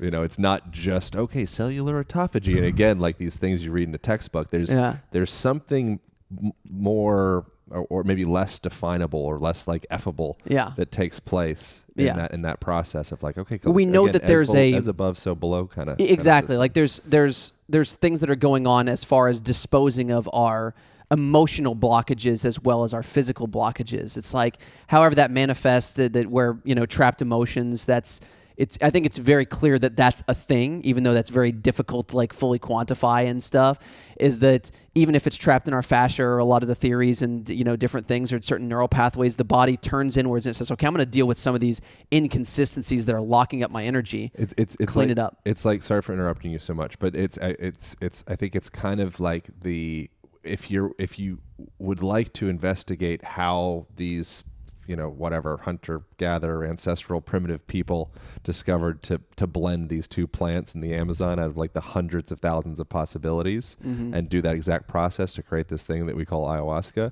you need to put on a new lens of perception. Right. Like you need to be willing to allow yourself to enter onto a new board for a moment to be able to say like, okay, like maybe there's another kind of way to look at this. Right. And I think within that, it's like, okay, maybe with some of these other conversations, such as the effect of fasting and the effect of these other parts, it's like maybe just what we're able to define in a textbook, perhaps there's another game that we can. Maybe there's a bigger model, right? Yeah, another game we can just be open to investigate. Right. We're not buying any boards. We're just saying, okay, what about that? Let's just see what that's like. It's all about the lens and the model of your existence and your reality. And it's like these altered states, and fasting is another one that we didn't mention earlier, but that comes full circle to what we talked about at the very beginning of the conversation when we were talking about the underpinning untangible but definitely present drive toward altered states of consciousness. And fasting is one of those sort of historical mediums that's probably one of the oldest ones, ways just like psychedelics of taking us out of our minds and breaking down our model and helping us see outside the model and say, is there a better model, right? Is there a bigger model that goes inside of it? It's like in that sort of like, Russian doll metaphor is what's outside? Is there a bigger one that we can look at that's more all-inclusive? But then the question comes like, how deep do you want to go? Well, yes. Yeah, exactly. That's really and I think that gets into like, maybe Joseph Campbell, hero's journey. Like how much of a hero do you want to be in this incarnation? Right. How far do you want to go into the cave? Because there's a sacrifice to to everything too. It's not just, well, and that's what we were kind of alluded to earlier in the conversation about these enhanced states of mind being both dangerous and opportunistic, right? Meaning like it's risk and opportunity, because make no mistake about it, right? It's sort of like, whatever metaphor that you would use for your portal that you would choose to walk into, like this idea of like portals Eric Weinstein talks about, right? It's like where it's like, in every hero's journey, every character archetype, right? They're living in some sort of a mundane, limited model existence. And whether it be Alice in the Rabbit Hole, Aladdin in the Lamp, or whether it be Neo in the Red Pill, right? There's a point in which they reach a juncture where they're able to jump down a portal that breaks down that model and exposes them to a larger model. But make no mistake, that comes with significant consequences and significant challenges, right? That red pill, like when Morpheus offers the red pill, he says, like, look, you can take the blue pill and you're going to feel good. You can eat the steak or whatever. You can wake up in your bed, believe whatever you want to, right? And that's comfortable. And anytime you break down a model, it's going to come with consequences, right? You're going to have to break down a lot of your comforts that have built your existence and your reality, whether it be your relationships in your life, whether it be your career, your job, the things that you're engaged in or involved in.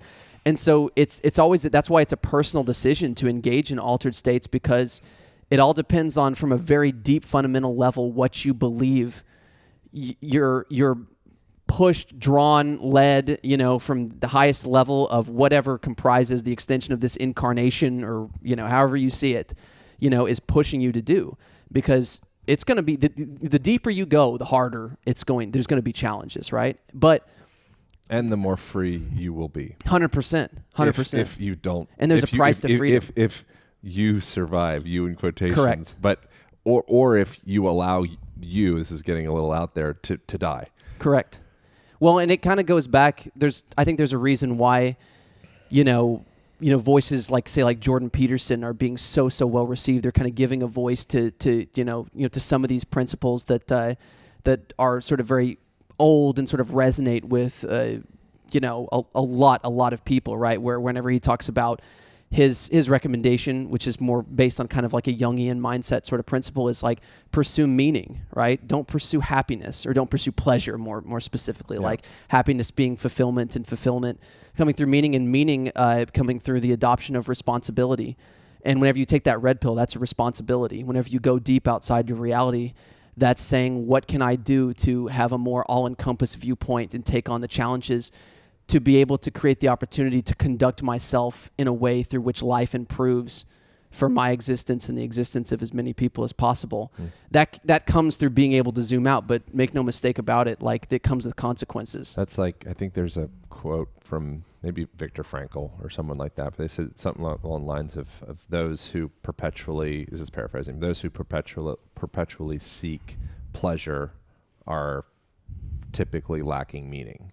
Right. So if you're in that hamster wheel of just like, what's the next pleasure? What's the next pleasure? What's the next pleasure? Yeah. There's also, once again, like there's other games. Yeah.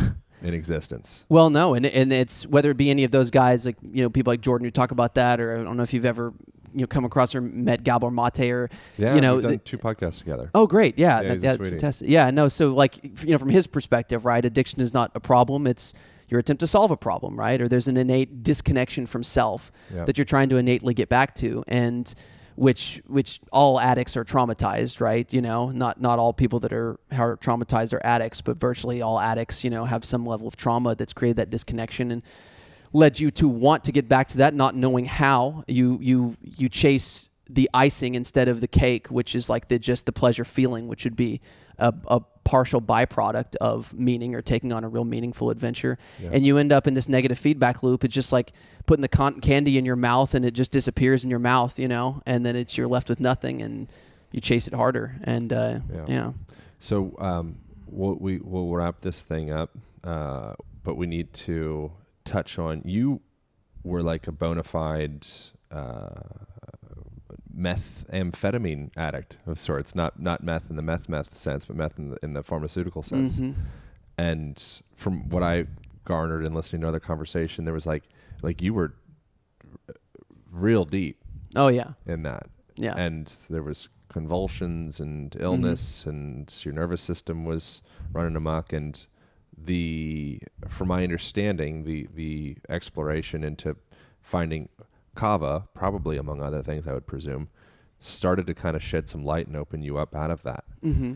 Can you share kind of a bit? Absolutely, yeah. So just, kind of an encapsulated version of that. That was one of the factors that led to the complete collapse of my health, right? Obviously, it started with belief systems. It started with, growing up not only in a part of the country, but just, under a mentality of outsourcing my responsibility and my health to an external sort of authority figure, which was the allopathic system. And just, taking on the collective habits or ways of interfacing with environment and food of just like the masses of people, right? So I ate like shit, I was bad to my body. I was an endurance athlete early on, which was part of my compensatory process, which is part of my impulsivity sort of addiction loop before I got into drugs. I was always trying to engage in respectable addictions, but it was still working downstream, of course, right? And so I was an endurance athlete in college and, an elite marathon runner and stuff like that. And, ended up, crashing at one point because everything from my susceptible genetics to my toxic mold exposure in my apartment that I was in at that period of time to a lot of other toxic exposures, amalgam fillings, and a bunch of different things. It's a combination that makes people sick, combination that gets people well too. But I ended up just like totally crashed, thought I was overtraining, didn't really know anything else at the time, ended up in a psychiatrist's office, was put on a whole host of drugs that they said were miracle drugs that would get me back up quick, right? And of course they do, but they charge on credit, right? Like we said earlier. So, if you take a burned out system, a metabolically burned out, exhausted system, and you put it on amphetamines, the next day, it's like putting jet fuel in a car engine that's about to blow anyways. It'll get it going, but then it'll blow it out twice as fast, and that's what happened. But not only was I kind of like the worst wiring or personality type to give amphetamines to, so Adderall was the drug, which is, by all intents and purposes, it's a legalized, synthetic pharmaceutical version of meth. Same mechanism, it's dextroamphetamine, just, lacking a methyl group. So just kind of a little bit different form, but make no mistake, it's Adderall is an incredibly dangerous drug. Even though some people find some level of what they consider to be an even kilter with it, you're always going to end up basically in a worse place than you started pretty much every time if you go on a multiple year amphetamine binge, right? It's going to affect either your perception, deplete your body. So basically it depleted me really fast because I was already depleted, but I already kind of had an eccentric personality or someone that teetered onto the impulsive, and you put someone like that on amphetamines, and it put me into a state that was like basically an amphetamine-induced psychosis. Wow. Where, thank goodness I didn't have the constitution to where I was like doing things that were hurting other people, but I certainly did a lot of things that hurt myself. So I like went on crazy buying sprees, and this story actually there's some humorous parts to it just because of like where it took me, especially because I got out of it. But like I went on crazy buying sprees where like I was like in college, I like bought a bunch of exotic animals. Like I had this like apartment where I was like basically like tweaking on this stuff, and I was like buying and flipping electronics and equipment that I was like, getting at special cost from a electronics company that I was working for and different things, and had this sort of like amphetamine induced like system where I was making, money for a dude that age, and had this apartment like Ace Ventura's apartment full of freaking exotic animals. Like I had monkeys. So you become a slave. Yes, absolutely. And it was an external manifestation of what's going on, and it was chaos, right? You become an overt slave. Yes. It's like, definitely a slave. Yes, 100%. I was 100% a slave to this drug, and it put me into this just delusional amphetamine-induced state, and the internal chaos was reflected literally very visually in my environment. You walk into my apartment, you're like, this is a combination of like hoarders, freaking Ace Ventura, and like Breaking Bad. There's like drug addicts like sleeping on my floor everywhere. I haven't even met, the parties, the people, the drugs, the this and that. And before I was like a completely well put together, at least still engaged in addictions, but at that time, not going any deeper, but respectable ones. Like I was an endurance athlete. I was not, a drug addict by any means. I didn't even drink alcohol, before this, right? Yeah. I mean, I did some in college, for periods of time, but like not a lot. So anyways, Adderall, I got on Adderall to fix my problems, outsourcing my responsibility to the authority figure, the psychiatrist, which is like one of the least evidence-based forms of allopathic medicine, where they just do totally on just symptom, symptom observation. No scan, no blood work, no brain, no like Amen clinics, like brain scan, anything like that. It's just like, hey, you have low energy? Here's some amphetamines. It's like, that's where we're at, really. But at the time, I didn't have that perspective. And when you got a brain scan, it was like so diminished that it was horrific. They were surprised that you were even able to. So long story short, it burned out my system. I ended up in a horrifically toxic situation. You can imagine the animals, the drugs, the this and the that. I had mold in this apartment, and half my animals died. So it was like a disaster. Wow. I ended up in this neurotoxic nightmare that I was already about to fall apart metabolically before, but this decimated me. So the amphetamines and everything, and it was a perfect storm that led me to becoming basically like fully handicapped in my early 20s. Wow. So it decimated me to the point where, and we couldn't explain it. It was like I was this guy that was supposedly this super high functioning guy that was like this elite marathon guy that was working all these jobs and doing all these things. Then all of a sudden a crash, and I have this invisible illness that I go to my allopathic physician, and they're like, "You're fine," and I'm like, "I can't function." Like I have these memory lapses that I look at people in my family and I don't even fully remember who they are. Wow. Like I can't even leave my house. I can't drive because I'm so cognitively. I had, chemical brain damage basically from these things, which was like, so I ended up going, and then I ended up in this autoimmune because this destroyed my gut, and I started having these weird allergies and reactions, ended up with like multiple chemical sensitivity, which basically is like a severe manifestation of PTSD and of autoimmune disease where your body can't adapt to any stressor, even foods. So I started having like full-blown seizures from the foods that I was eating. This was like a couple years into it after I lost my health. Wow. But it was just like my system was destroyed, and then it just kept getting sicker because it kept getting more toxic. And then I had to like basically move back in with my parents. I like lost the ability to move around or to do virtually anything. And severe depression. My brain was so depleted. Severe anxiety, severe like to a level that's not even, it's like where I was like, I checked myself into a psych ward a couple times type of thing. And what brought KAVA to this scenario? So that was a little bit later on. So, so basically what happened in short was that I completely lost my health and couldn't function at any level, right? Literally couldn't even leave the house like at all. And that basically like I exhausted all the rest of the medications, and I just basically had this, what actually got me off of the Adderall, and even like because the Adderall and all that would have killed me.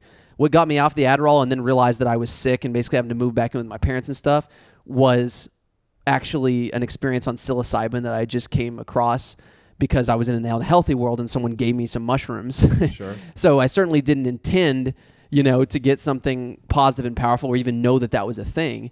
And within 5 hours, my entire perception of myself, my relationships, the trajectory, the perceptual timeline of my entire life started bubbling up from my unconscious to my conscious, and I sort of saw the big picture, and I learned more about myself in 5 hours than I had learned in 20 years prior to that, So I think that's the same thing that Timothy Leary said. Yeah. And that's kind of what I draw from whenever His quote is like, I learned more beside that pull in 5 hours that I did in like 20 odd years of psychology training or whatever. 100%. No form of formal education, experiences, anything. And I think that my mind, my body, my soul, whatever you want to say, was so ready for it internally. And what the feeling was that whenever I took that dose of mushrooms, it just open the floodgates for because I was internally seeking it. That doesn't happen to everybody because some people aren't seeking it. I didn't know that I was seeking it, but I was desperate and I was at my lowest point, and I'm like, I totally surrendered to it.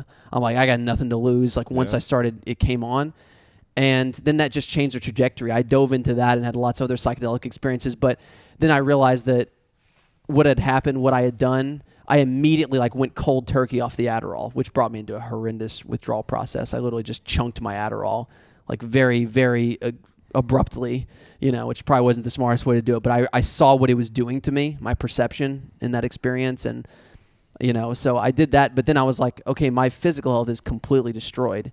But at least I had a perspective. At least I had a mindset. At least I had a new perspective on myself and on life to where I had a trajectory. I knew what I wanted. And I didn't know all of the details by any means, but I at least had an instilled sense of a trajectory of that nature reintegration thing that was like, okay, I kind of I don't know exactly what the step, but then I had a reference point to work from that. Then like I had everything taken away from me. I was just basically like reduced to being in my house doing nothing but just scouring the internet, medical and scientific literature all day, every day, to try to fill in those gaps, starting from biology 101. What creates health? What is the human body? What is synthetic pharmacology? What the hell happened to me, right? Yeah. And then I just dove into the entire world of functional medicine and for years, and just slowly tried a bunch of individual things that didn't work, and then slowly got integrated with the right people that helped me piece together a system of things that got me out of it. I need to pee again. I drank a lot of kava. I'll be back. God damn it. Thank you everyone for their patience with me. I drank, I think, I think I'm at probably 8 to 9 servings of kava for this episode. Of the if you had 6 of the shots and then had some of the 4 cans, the drinks. 5. And we didn't even have you on the 5 super of the strong bottles. stuff, but I went all the way in. All right. Full blown. Sorry about that. We red pilled this 2 one. 2 Ps, 1 episode. That's never happened before. Yeah. All right. All kinds of records being broken. So you're coming back into understanding like yourself and health and like what that even means. And so that was, but then I sort of had this wrecked, sort of barren wasteland of a life, that now I had to piece back to, but at least I had a vision and a perspective and a desire. And, it sort of awoken that sense of the sacred, right?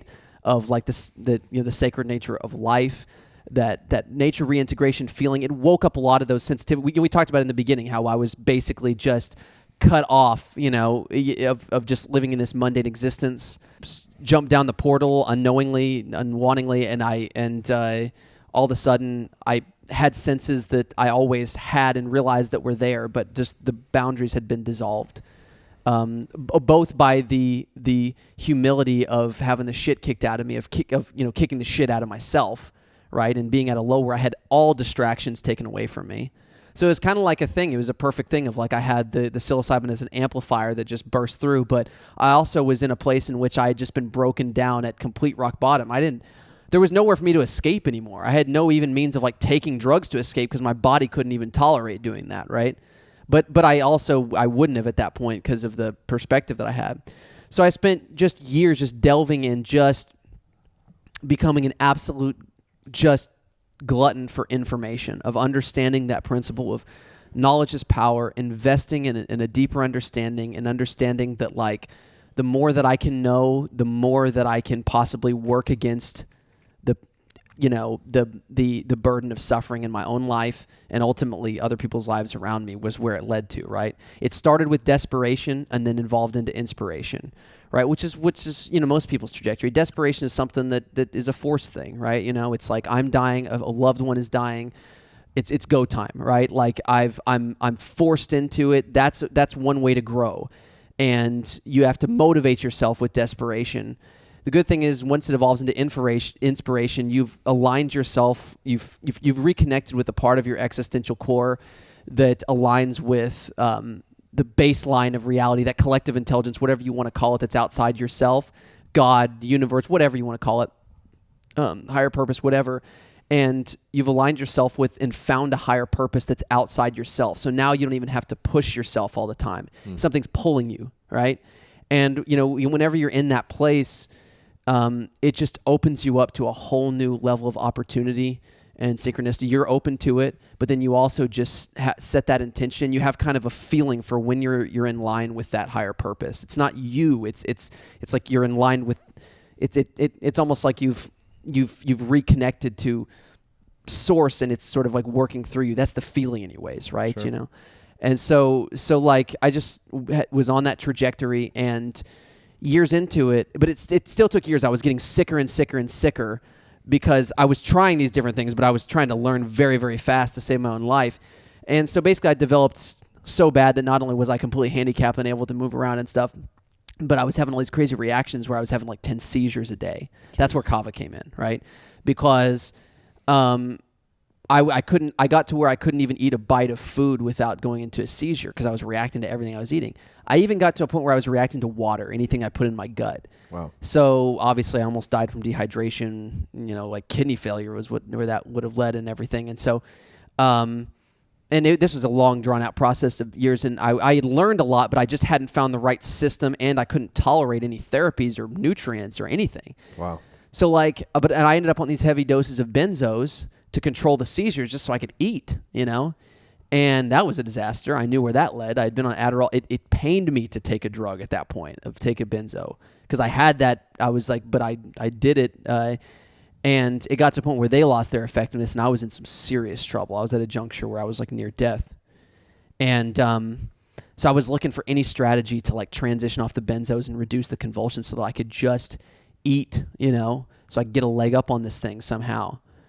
And I didn't think I believed that I was going to make it, but on paper it didn't, no one would have said that I was going to. It was too overwhelming. So I was looking at any compound basically that could that could bind to the same receptors as benzos and could reverse some of that convulsatory process. And of course, I went the medical cannabis route. That wasn't the right direct pathway. It made things worse. I was so sensitive. THC just made me. It didn't agree with me. It didn't help. All the other herbs we named, the valerian roots and passion flowers, were kind of like, they were something, and they're fine for healthy people. But like, that was kind of like shooting a BB gun at a freight train. It just wasn't enough.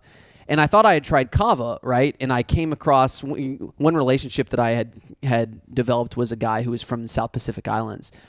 And I told him about this while I was in desperation. And he was like, well, have you tried kava? Have you tried these strains of kava? I'm like, yeah, I've tried kava, these capsules. He kind of was like, dude, he's like, no, dude, that's not kava at all. Like that's a extracted form that's sort of like a kava-like product, but it's not kava, right? That's where the liver issues come from. Yes, because whenever so it's kind of like when you denature something through using a solvent, which basically a solvent dissolves certain constituents, extracts certain things, but if it doesn't extract the whole orchestra, right, like we talked about earlier of instruments, then they don't sync in harmony as a system anymore, and so they can act out in your body, and the body doesn't, use them in the same way.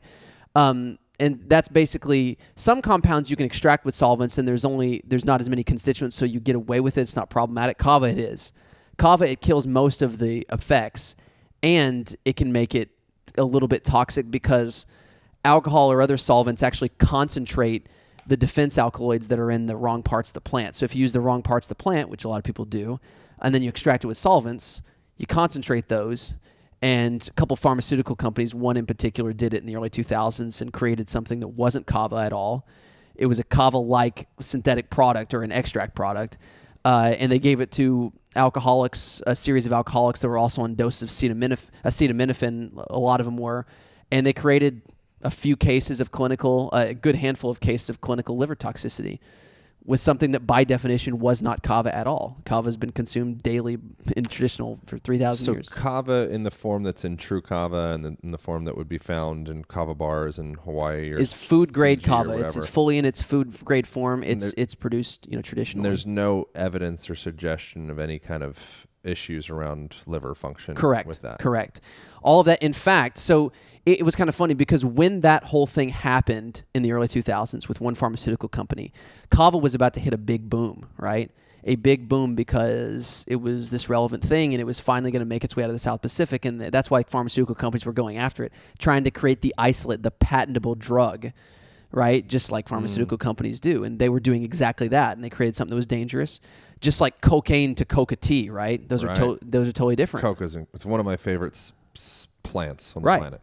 Coca itself. Coca is an amazing medicinal, brew. It's an amazing, medicinal mixture. It's helpful for acclimatization. Yeah. It's helpful for it's like a subtle, uplifting, kind of euphoric, energetic sensation. And cocaine is like the deviant. Cocaine is the white powdered isolate, the concentrate that can ruin your life over the weekend, right? In some cases, right? It's a different thing. Which you could suggest is actually a direct product of the criminalization of the coca plant.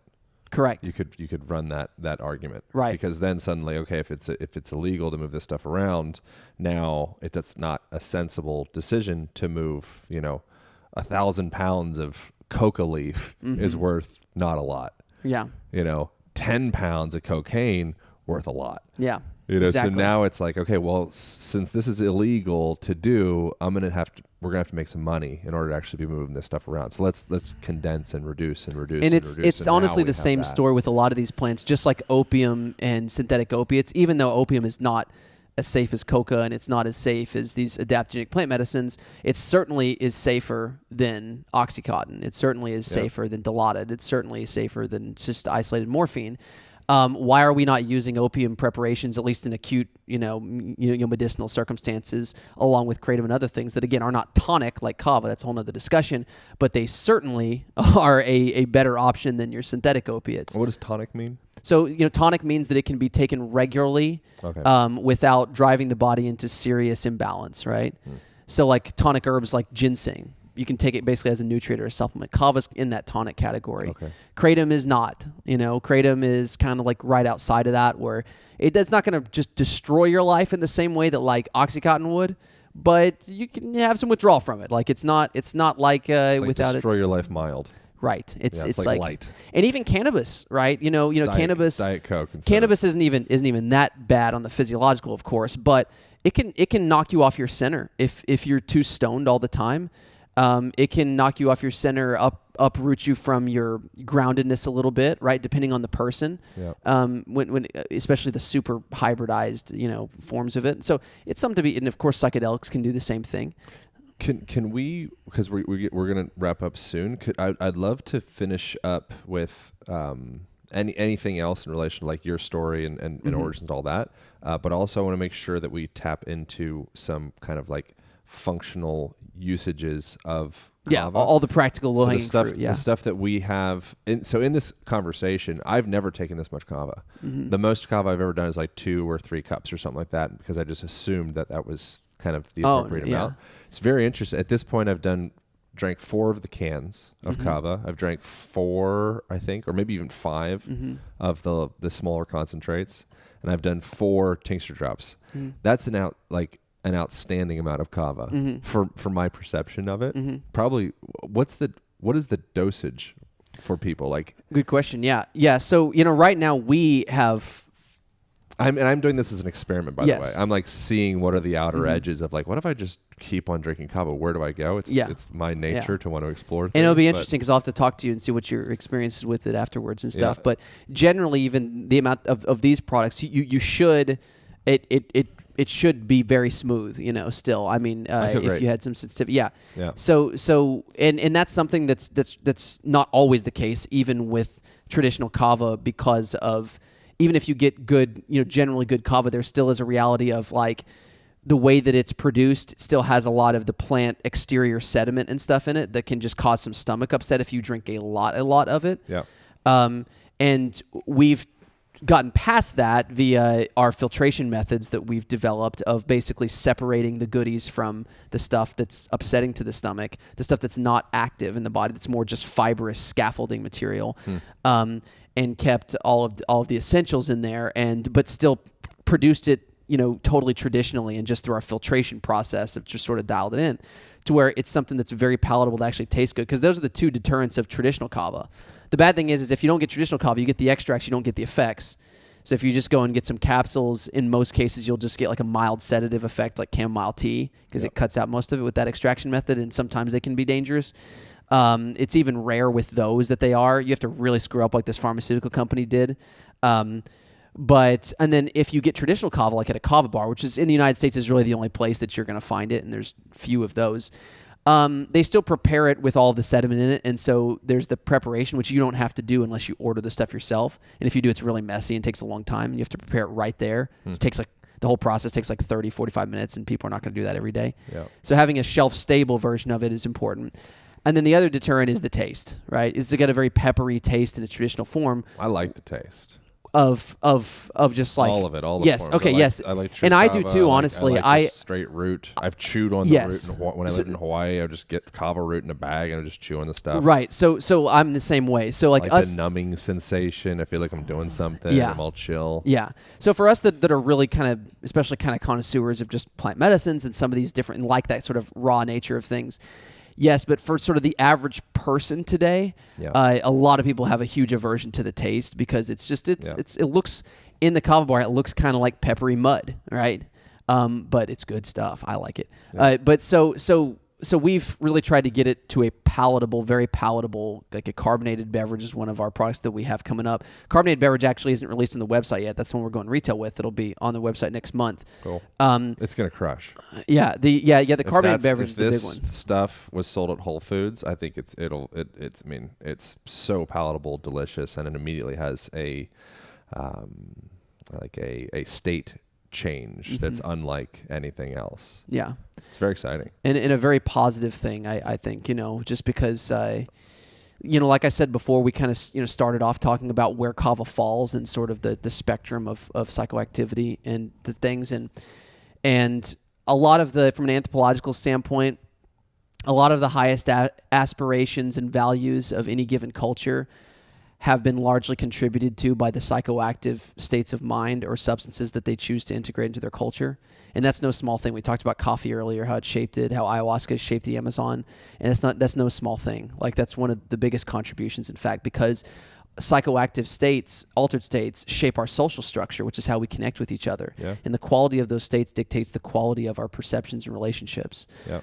Okay, so there are certain substances like alcohol that have their place, and they have their place. We talked about this some before. We won't get into that because there's a whole discussion on that. It's just like, there's places for alcohol for sure, but in large dosages, especially in the Budweiser form that's like void of any nutrition or any medicine, basically, it's a very double-edged sword, and in high dosages, it certainly is suppressive to consciousness, right? Yep. Meaning that it puts you into more of the primitive state.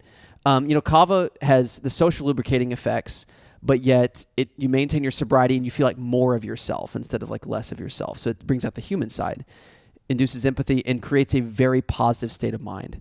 So collectively, anywhere where we see kava used, it creates tighter knit communities. Sure. Collectively, very positive social atmospheres, good relationships, and lower markers of mental illness, just where it's part of their cultures. And that happens with kratom or kratom or however you want to say it, as well, except there's more consequence, I think. Correct. You just have to be careful about dosing and when. And kratom is more of an acute medicine. You have to pulse. But when you drink kratom, you get this euphoria. I just want to text everybody and tell them how much I love them. And I'm just like, man, like I just appreciate you so much. Yeah.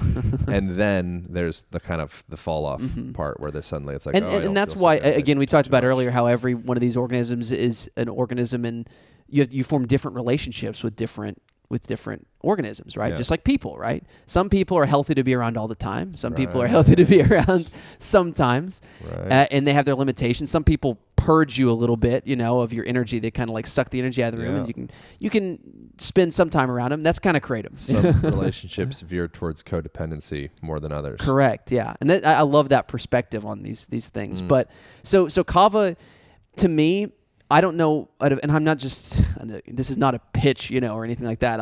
This is why I got into it.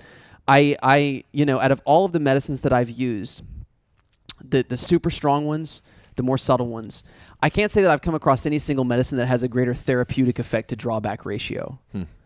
Because it offers that acute visceral feeling, that opportunity for safety, human connection, and combating stress, reducing limbic system activity, which is like an overexcitation of the emotional and stress system, but at the same time as being non-addictive, offering an exit strategy for the dangerous substances, and just helping too. When you spend, just think about it this way: it's the same thing with the when we talk about its potential impact on the culture.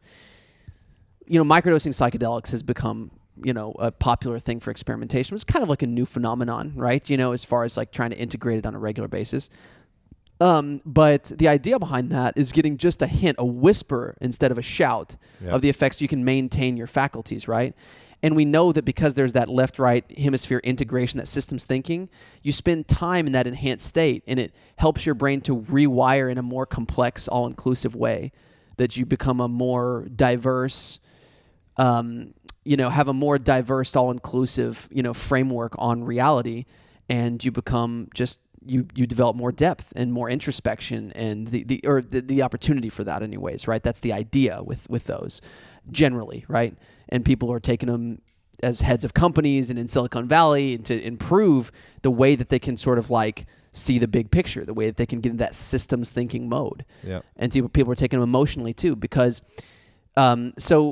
but there are some legal issues with that still, and even dosing and getting a hold of it, and sometimes people can't even tolerate that on a regular basis. There's tolerance issues because the tryptamines are more simple molecules that they kind of, if you've ever noticed, if you try to take psychedelics like psilocybin like multiple days in a row, high dosages, they have like half the effect they did the day before. And anyone who's ever gone balls to the wall at a music festival probably knows that or something, Yeah.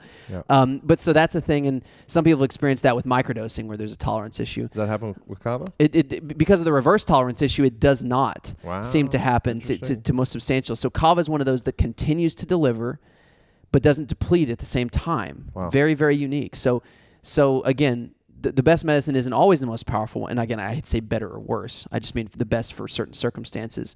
But it's great in that sense. But what it also does, because it lowers emotional reactivity and it lowers stress hormones, it puts you in this reflective state in high dosages that you're able to reflect and kind of see your whole life on a timeline more, more so. You have more access because that integration. So you're able to reflect on the circumstances of your life in conversation if you choose to engage and do the work that way from a place of more limbic safety. So you're able to actually form positive associations with the circumstances of your life and in many cases past events. So again, it's like the whole thing with trauma. You can't change the past, but you can change how you relate to the past. And kava just is one tool that's like, because that's the case, you form new neurological structures in your brain. And so part of the research is moving towards PTSD with kava, right? As where it's like this subtle thing that people can tolerate regularly, but because you can do it so consistently, over time we see people's mental health improve, which is the most exciting thing to me, right? And then wrapping up, a couple things I think would probably be pertinent or interesting would be what are some stacks in quotations we can utilize? Say if a person wants energy, fat burning, but yet with that kind of like mellow adaptive clarity that you get from kava, would like stacking with caffeine be valuable? Would stacking it with like where do we go? So the practical application. So remember, I guess the lowest hanging fruit for as far as the effects, the application. Anxiety relief, just as far as just a feeling level, anxiety relief is the most famous thing. So mood relaxation, mental clarity. So anxiety relief, it has that uplifting effect, for people, prone towards that, sort of, depressive type of thing. But then also the nootropic effect too, without creating that sort of beta stimulation, which a lot of people are sensitive to today, especially if they're sick or, a lot of people are just like, sensitive to caffeine. But it also stacks very well with coffee if you're not. They're potentiators of each other. Caffeine potentiates the uptake of lactones into the brain. So like if you submerge like the kava oil in coffee, you'll feel it even more immediately. And then fat facilitates. Certain fats do. Specifically MCT definitely does. The medium chain fats, because it gets uptaken to the liver.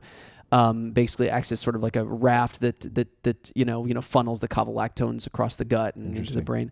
So like a bulletproof style coffee, right? The caffeine MCT, that whole phenomenon, that thing, is a very good practical application for like the kava oil. The kava oil I always recommend people start with, because it's like you get 30 doses in a tincture, and you can take 1 to 2 to 4 droppers full, or you can take more than that if you want to, but it's in its food grade form. It's in its most like subtle forms. You can take it any time of the day, even kids. We've used the oil a lot clinically for kids, and especially in lower dosages.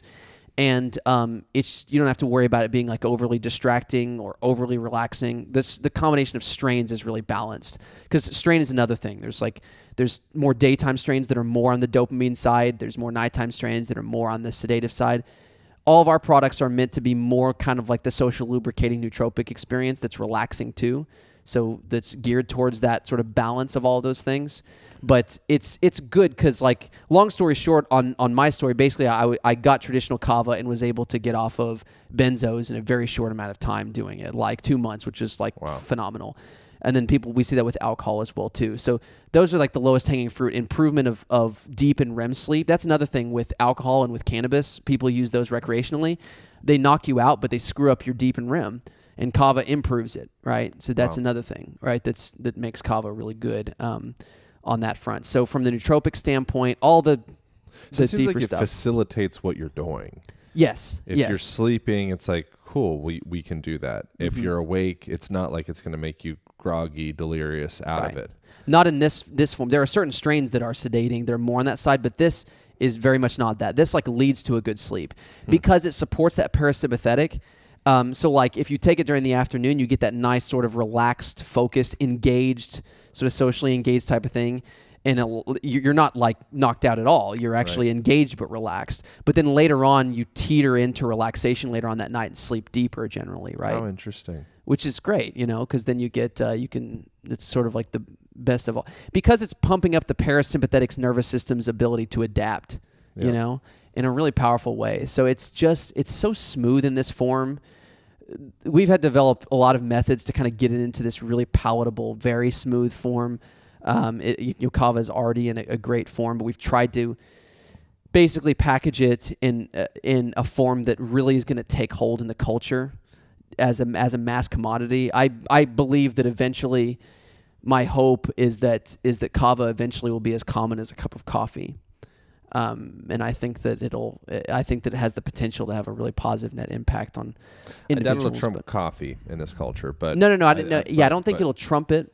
Yeah, I think that if it's let's say in the same realm of the same ballpark, I guess, of commonality, meaning like that it'll be at least available maybe as much as like an average soda, right? You know what I mean? Or it's at least in people's consciousness as a tool, as opposed to being like kava. Where you see it like like that's we have that in the cabinet, right? Like you see kombucha, right? That kind of level of proliferation, right? Where it's available and people know about it as a commodity that they can use, Well, thank you so much. I feel like truly, like I said, I've been drinking kava for probably 18 years, and I know more in this moment, like by far, than I've ever would fathom to understand about it and its benefits and just the neurochemical effects and beyond that. And I just really greatly appreciate your journey to be able to provide all this wisdom with us now. Yeah, absolutely. No, this has been great. This is a great conversation. And this is the best part. Yeah. And so people, I personally, not an advertisement at all, but I think, incorporating kava into folks' lives, I think would behoove folks. Your stuff is called TRU KAVA. And I just appreciate you making time to do this. Yeah. Where should people go from here? Yes. Just go to trukava.com.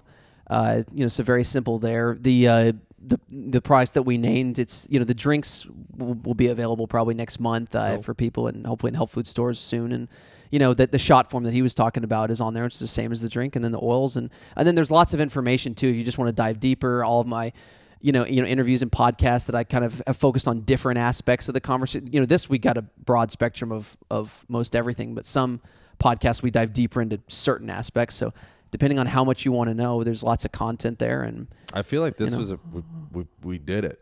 Yeah, what is there any other angles? Not that we're going to go. I don't think so. No. I think feel like a complete education. It does. This feels very well rounded. There are some podcasts where it's like we've just focused so deep on the mechanism, so we'll go like a little bit deeper into that. Yeah. But that's not near as well rounded. I think this is good. I'm very grateful for all this. This is great. Yeah. I'm a little high as well, which is fantastic. I had more kava by far than I've ever experienced, and I feel really good. Yeah. I feel like excited to go explore the day. Yeah, it should be very smooth. So we'll have to. All right. That's the way to do it. Well, are you on social media? Where should people just Yeah. TRU KAVA, I guess, well, probably? TRU KAVA or Cameron George, you can go to Cool. you go to either one. It's Right, it's at KAVA Cam. We'll probably have Instagram. some discount code or something. I'd imagine it's probably a line. I don't know how it'll be. Yeah, for sure. Utilized. Yeah, but we'll have one. We'll on figure it yeah. out. I'll mention all the things. Thank you all so much for tuning in. Thank you for bearing the inconvenience of my multiple urinations during this conversation. I feel completely free, and thank you so much as well for awesome time to do this, Cameron. I really for sure. enjoyed it. Thanks, man. All right, that's it. That's all. Over and out. Pow.